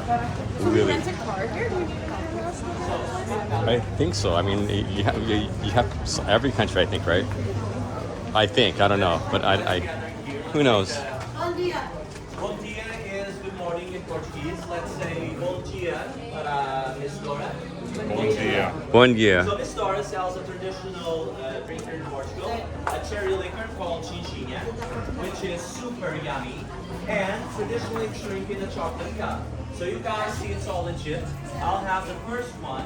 In Portuguese, instead of cheers, we say saúde, okay? Salud. So, if you see, delicious, okay? If you want to try it out, please do. I'll be here waiting for you. So U.S. license is okay. I didn't bring it. Didn't bring your driver's license? I didn't bring in, you know, I got my passport, that's it. So yeah, Maybe you got to scan your license on your phone or computer. that's right. Maybe I might, I can't remember, I have to look on my hard drive. Yeah. But I just bought the computer from Costco. So, Synced up to the cloud. no. I did have to do it for my, what do you call it? My driver's license, but everything's on my home computer, so. It's on your And I turned everything off. at home. Oh well, out of luck. You save them another €20. Yeah, maybe, yeah. Yeah, here's my passport. Yeah, that's true. I don't need no stinking license. Yeah. Oh, okay. Oh, it's here? Oh, it's right here. How many? Is it €20? It's 150. Oh, 150. Oh, I got coins this morning. Oh, it's in the bag. I'm gonna think this is the one each. Okay, which one is €1? Which one is €1? No, these are both two. Oh, so yeah, that'll do. Right.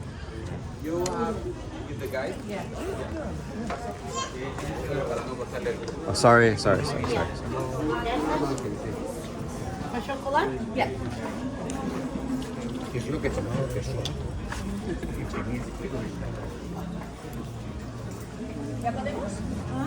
Obrigada. Muito obrigada e saúde. Cool. Bom dia. Uma? Just me. Eu não é, mas enfim. Thank you. Thank you very much. Muito obrigada. Okay. Ooh. Oh, okay. Thank you.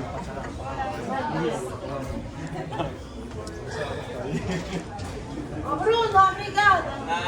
Salud. Shots. Yeah. Shot o'clock. And don't worry, it's not a drinking. It's an aperitif because you're going to have lunch after. So, of course, this is not an attempt by me to get you drunk for better tips. Not at all. I would never, okay? So, we're going down now, entering Alpha neighborhood, the heart of Lisbon traditional liquor. Let's go.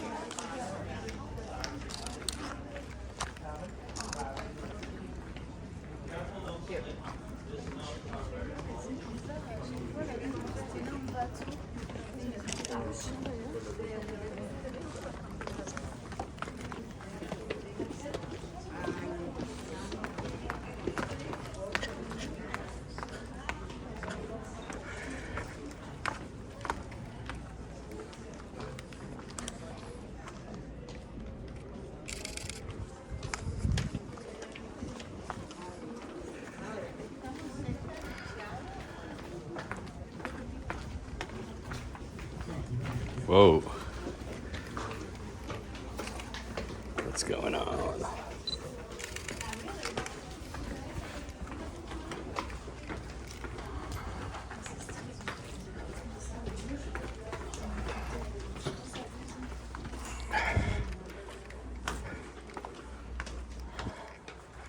We're going down, baby.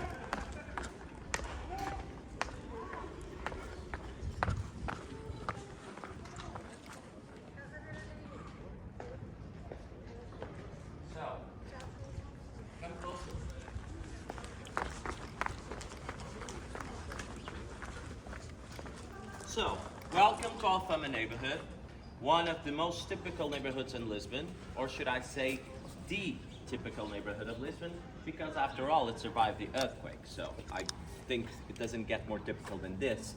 So, let's answer, and first of all, if we look around, we can see it's medieval in its construction because we see all the houses are cluttered together, different sizes, narrow passages, streets that lead to nowhere. Okay, so from a defensive point of view, if the enemy was coming from the river, coming all this way up to the castle, many times you would get lost. And legend says that many tourists are still lost here. But don't worry, you're with me. I can guide you in and out, okay? Just stay close. So, let's answer the big question. Why wasn't this side of Lisbon destroyed or partly destroyed by the earthquake?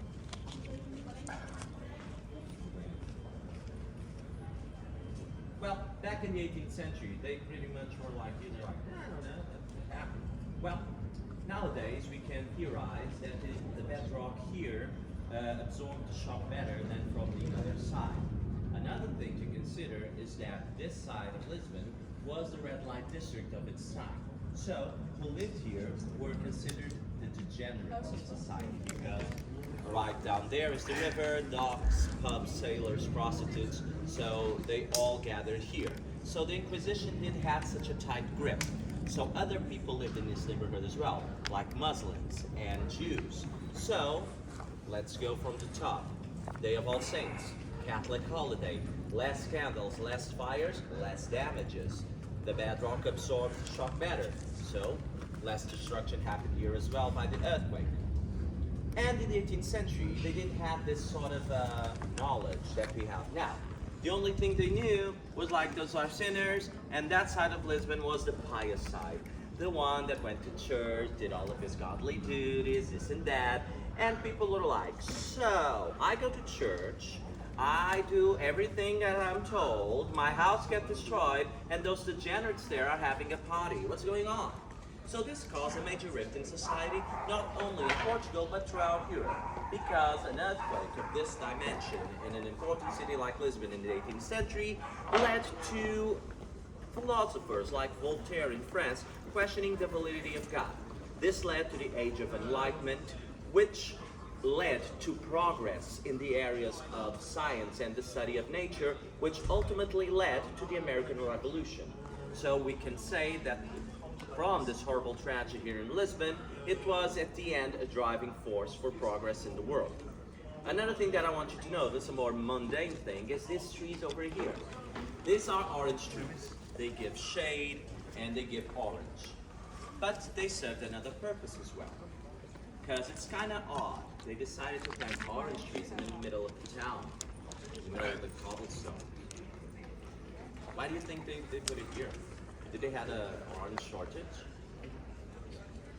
Well, sorry? Not to the birds fall down. With the rain. That could be one of the reasons, yes. The most popular reason, the one that I know of, is that besides giving shade and oranges, remember, back in the day, people did their business, came to the window and said, get out, and just tossed everything in the street.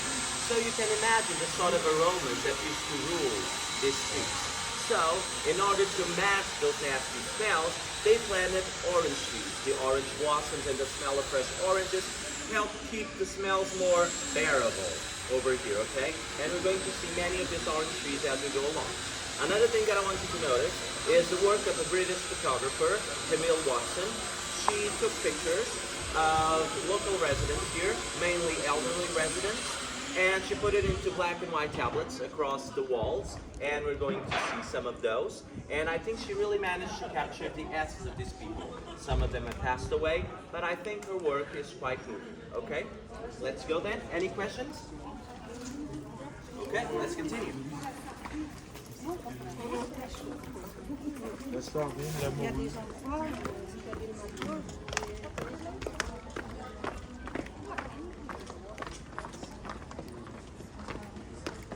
So, over here, there's one of the tablets that I was speaking of. This tablet is Miss Nazare. I think she really managed to capture the essence of this old lady, this grandma vibes, the tenderness in her look and the way that she came to the window smiling. And most of the portraits that she took are from people in a quite day-to-day, you know, not a pose per se. Let's continue. Over here, this is St. Michael's Square. Over here during the June celebrations, the celebrations of the city, like pre-COVID times, this year was massive. There was booths selling sardines, meat, sangria, music. So everything, this whole street was packed top to bottom. You cannot tell where the party started and where the party ended. And since this party had happened for 2 years due to COVID, well, people were pretty anxious about it. And let me tell you, it was incredible. Let's just say it was a lovely mess, okay? So if you're back here in Lisbon and you're in June, be sure to know that you'll find many little street parties around, okay? Let's check here some tiles.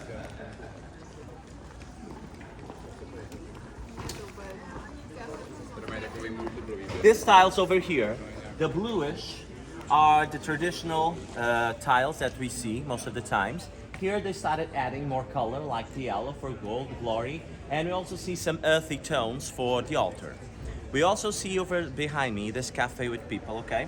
We're going to pass by them quickly and try not to glance at them. I'll explain why. Let's continue.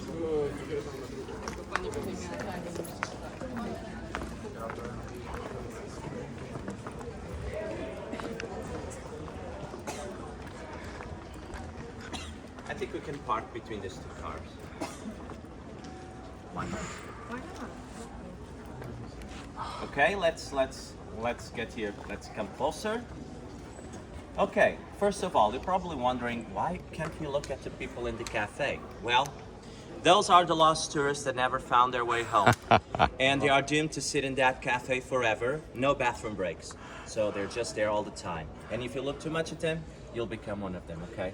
So I just saved you. Well, here is a hot spot for fado music. Throughout this street over here, up there, and even down by the river, we'll find the Fado Museum. Well, as I told you before, Fado clubs, Fado restaurants, is basically dinner and a show. You'll have dinner, then you'll have showtime. Its prices range from about 25, 30 euros. If you ask me which one is the best Fado house, it's hard to say because the artists are not always the same at each house. So you can either book one in one of these restaurants that you might like, or just show up, and if you don't find a place there, just continue, because you'll definitely find one that will have room for you, okay? And don't worry, at the end I'll also give you some information about our Fado tour and Tapas tour that has Fado in the mix, okay? In 2016 till 2020, when Madonna lived here, she used to come to this Fado houses a lot. I think this one, Bayuca, is one of that she used to come. Okay, let's go.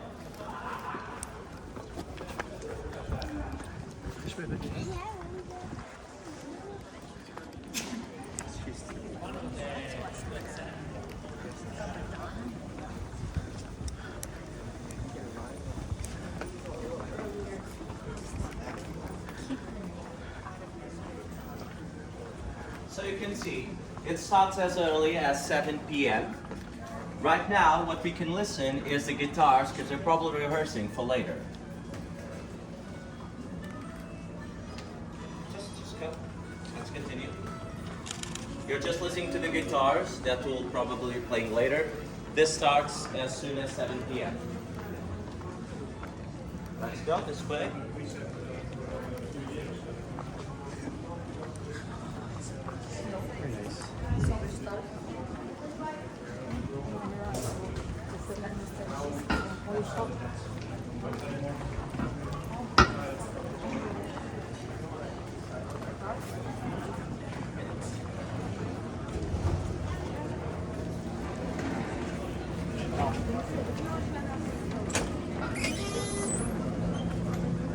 So if you think the streets are hard to navigate, as it is today, during the Lisbon celebrations, and I had tours during that time, let's say it's challenging, because this is full, not only with tables and chairs, but booths anywhere, all playing different music, people stopping to dance, so it's quite challenging, but it's quite nice as well.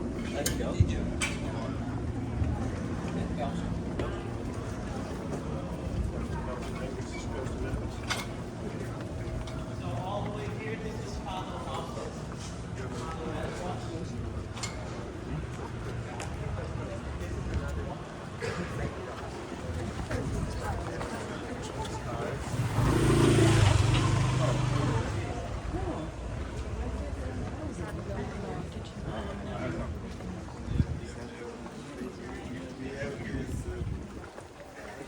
Revenge party, man.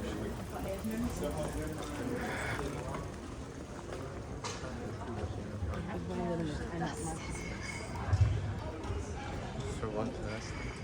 Yeah, I know. Okay, so this right here, this metal plate, marks where the castle walls used to extend. So from all the way from the top where we were till down here, this is how massive that castle was. So it was not a castle easy to take over. Let's continue. It's another like many of the farmhouses.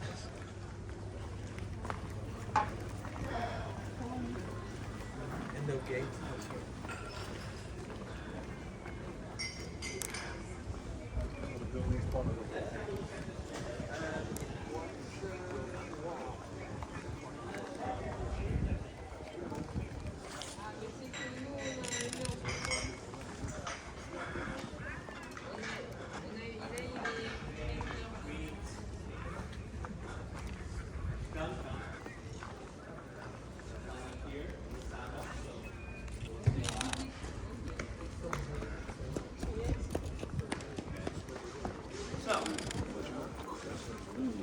Whoa.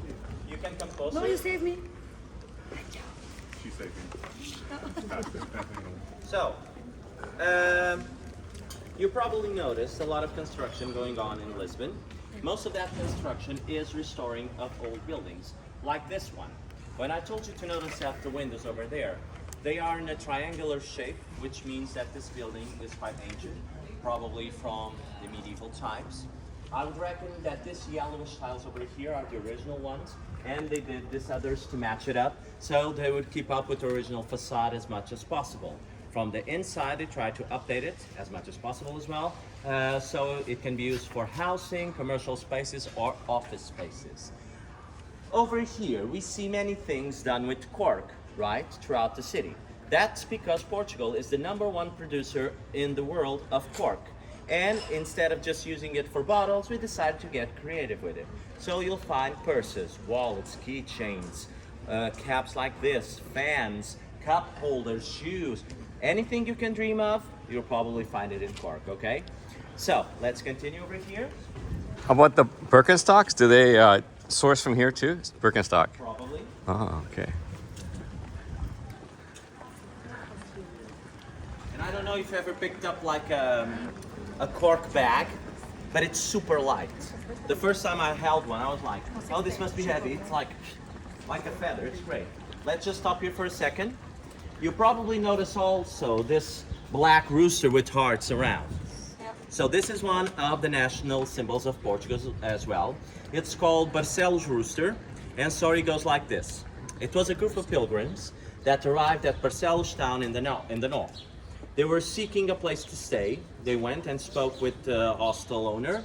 He looked at them and he was like, "You're a bunch of pilgrims, you have no money for me, get out." But the leader of the pilgrims was like, "You know what? They were having rooster for dinner. If that rooster at midnight rises and sings, you have to let us stay in for free."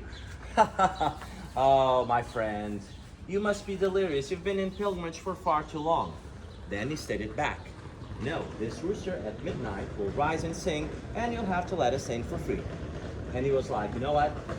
I need a good laugh. We all need a good laugh. So let's wait till midnight and let's see what happens." So they waited. And at midnight, that rooster rose and sang. It was considered a miracle, and that's why at midnight every year on the 24th of December, a special mass occurs called the Rooster Mass, that it's attended by many people. Another thing that I want you to notice is the hearts that the rooster has. That heart represents the heart of Vienna, which is a little town to the north, very famous for their work in gold, especially in that heart-shaped jewelry that can be used either for necklaces or earrings. It's done in a traditional Portuguese gold and gold mesh filigrane, which as being Portuguese gold, 24 carats. So maybe it's an investment opportunity. Let's go. Oh, by the way, we are almost finishing our tour. Aww.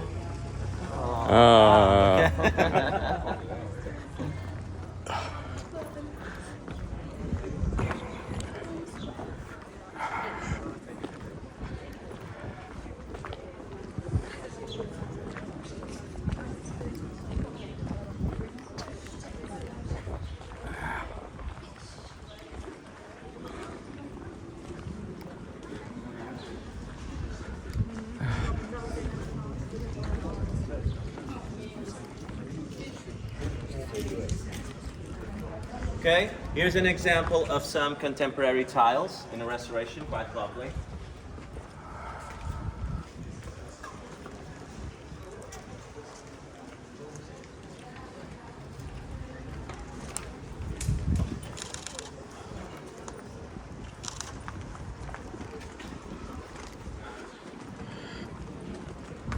Over here is a fado club. Like the stars. This is one of the oldest fado clubs in Lisbon.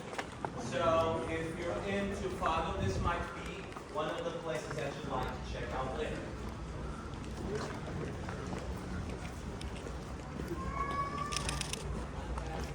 In front to the right, we're starting to see the walls of the Lisbon Cathedral. That's where we're at now.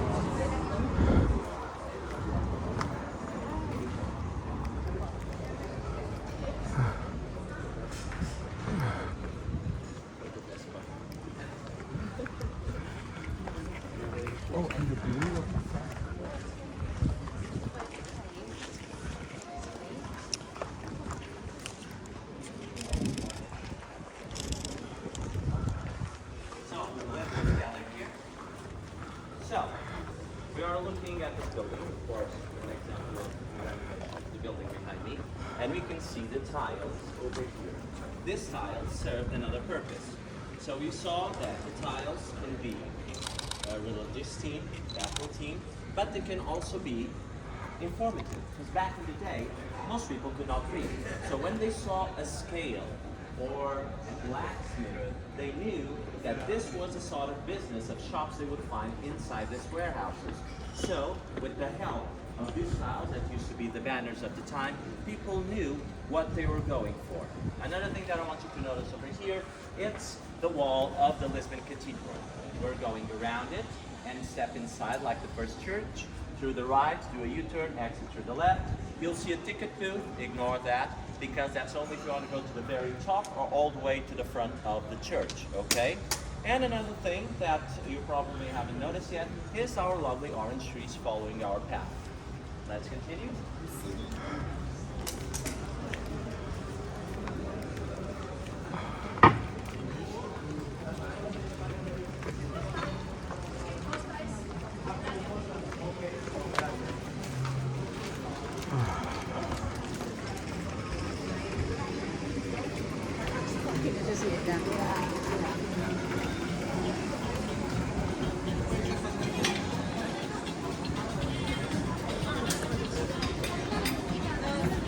If I can't do the go car, I'll probably have to opt for these guys.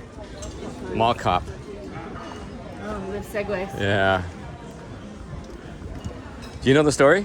Of the Segways? No, what happened? There was a Chinese company that was ripping off the design of Segways. Okay. So Segway actually was in a lawsuit with them. So in the middle of the lawsuit, the Chinese company bought Segway. Oh, how funny. So they own now Segway. The Chinese clone company that tried to do the Segways. Yeah. A tale of our time. Right. Intellectual property with that. Yeah. Of course, pre-pandemic. You piss me off, I'll buy you. It's fine. Yeah. Make it go away. Throw money in. LA. Where are you guys from? New York. Oh, New York. Oh, where in New York? Just asking. I don't know New York, but I'm just In asking. the city. Okay, okay. Yeah. I'm on the Upper West Side.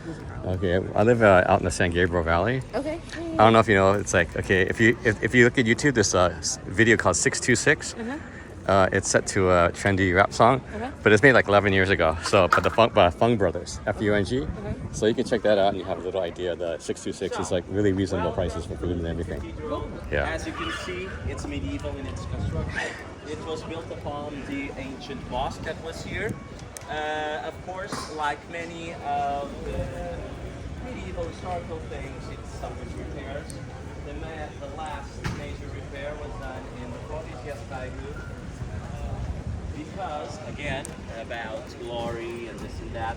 So they made some changes with the front design, and it is in this shape right now. You all know the story of the Hunchback of Notre Dame, right? Yes. Okay. Notre Dame has burned down, so he lives here now. He rings the bells. He says he loves the fish. It's super fresh, sardines especially. And I heard he's doing meet and greet. So when you step inside, try to have a meet and greet with him and get back here in about 5 minutes, okay? Enjoy.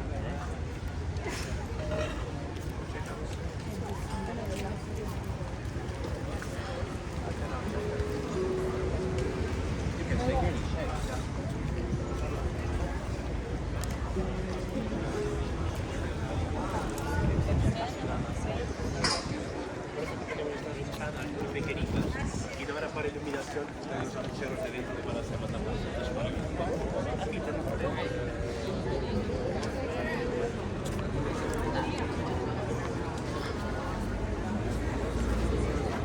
What happened?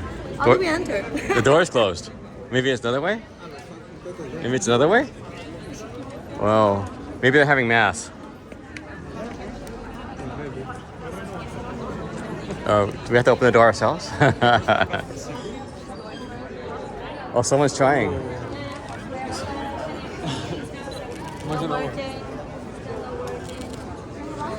Oh, I think today is like Monday, so that's a bad day.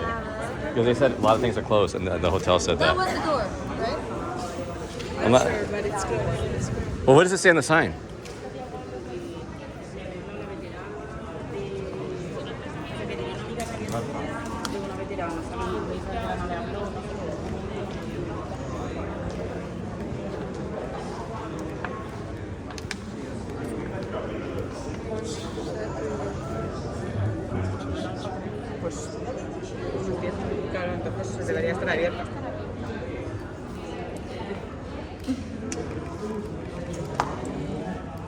It's supposed to be open. I looked at the hours.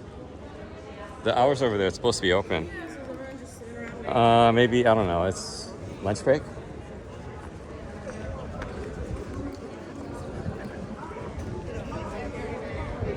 Okay, he says to come back. He says to come back. Bruno says to come back.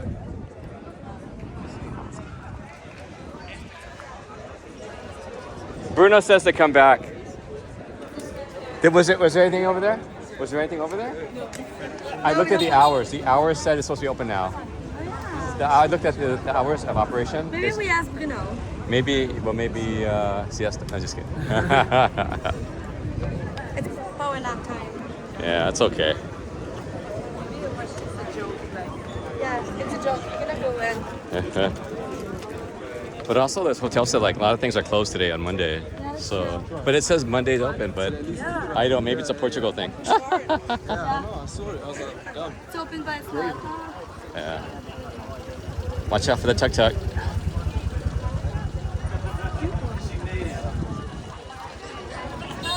Yeah, because I was told right here, since it's a holiday, they are closed at lunchtime. You know, the hunchback has to have lunch as well. So they will be reopening, I think, about 3 o'clock. So if you want to drop by and check that later, it's fine. But I have the most interesting part of the church, actually, it's not the inside of the church, is what happens here every year. Too close. First of all, see? okay, just have one person missing. He's there. He's coming. So, I can tell you that from the inside, it's quite a simple church, very bare, because in medieval times it's back to the basics, kneel and pray, so you won't find there many gold, very ornamented church. It's quite clean and simple. But it has many styles, especially the Gothic style that sometimes we associate with darkness, but actually the most luminous part of this church is in the Gothic style. But as I was saying, the most interesting part of this church is what happens every year. So, of course, this is an important church. Many royals, heads of states got married here, baptized. But there's a social entertainment event that happens every year that makes this church famous. On the 12th of June on every year, day of St. Anthony, a very special event occurs called St. Anthony Brides. 12 lucky couples get married here in this church, all expenses paid by the city, and this event is televised. I can tell you, I was here in a tour that day, that bench was out for TV cameras. Roads were blocked. There were police screening the people. Buses full of guests coming up. It's a major event. And if you marry during this celebration, you'll get to have the memory in magazines, newspapers, television. So it's a big deal, okay? And this is why this church is so famous every year. Now, we are going in front of that church over there, okay? That church over there is actually the church of St. Anthony. And there, in front of it, I will tell you what St. Anthony can do for each one of you right now. Let's go. Eu agora não vou para a praia enquanto não ir ao metro. Opa, eu preciso ir, eu já não entro só.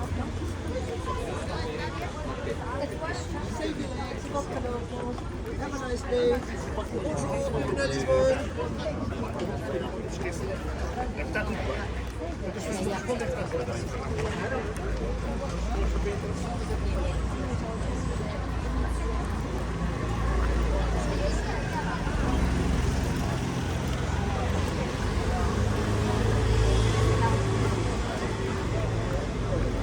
Watch yourself.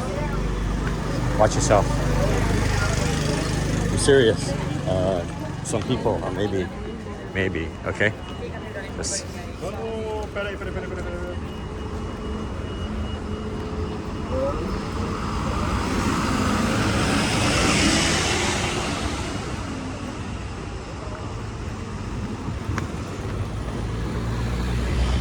A gente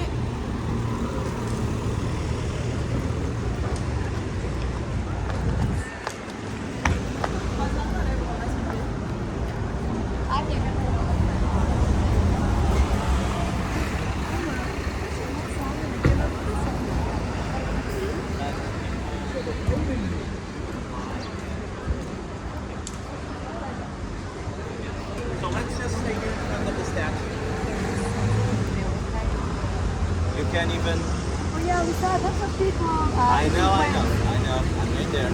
Okay, look this one. Oh. Okay, let's come over here to see the statue. Come. So, this guy is Saint Anthony of Padua. Padua is a city, a town in Italy. So you're thinking, what's an Italian saint doing here? Well, he lived there and he died there, but he was born here, actually in this area. And that's why some people consider it a Portuguese saint. And it's very popular here in Lisbon, so popular that people think that it's a patron saint, but actually it's Saint Vincent, as we saw before. Well, as you know, saints have superpowers, right? Because they have this general superpowers, and then they have this specific power that each one of them has, a specialty, let's say. So, Saint Anthony's specialty is that he's the saint, okay? Are you ready? He's the saint for marriage, for coupling. So, if you're looking for a husband, a wife, boyfriend, girlfriend, just light up a candle to Saint Anthony and maybe you'll get your wish come true, because saints are like genies. You ask for a wish and boom, it happens. Actually, the same structure over here, all made in iron, gets lifted every year and gets carried around the city during St. Anthony's Day in a parade. Over there is the Museum of St. Anthony of Lisbon, where you can find all the history regarding St. Anthony. About what you asked, I'm going to let that to the very, very end, okay? And with this, and you're probably thinking, oh, Bruno, where can I get a candle? Well, probably inside that church, you can buy a candle and get your wish come true. And with this, I finished this tour. Congratulations for making it this far, okay? Thank you so much. And now comes that very special period where I look to you awkwardly as I wait for that wonderful tip. So be generous, it's a big bag, and I need to fill it. Okay. Thank you. After the tipping stage, I'll be giving some information and answer some questions you might have, like where to go, what to visit, how can I go, what's the meaning of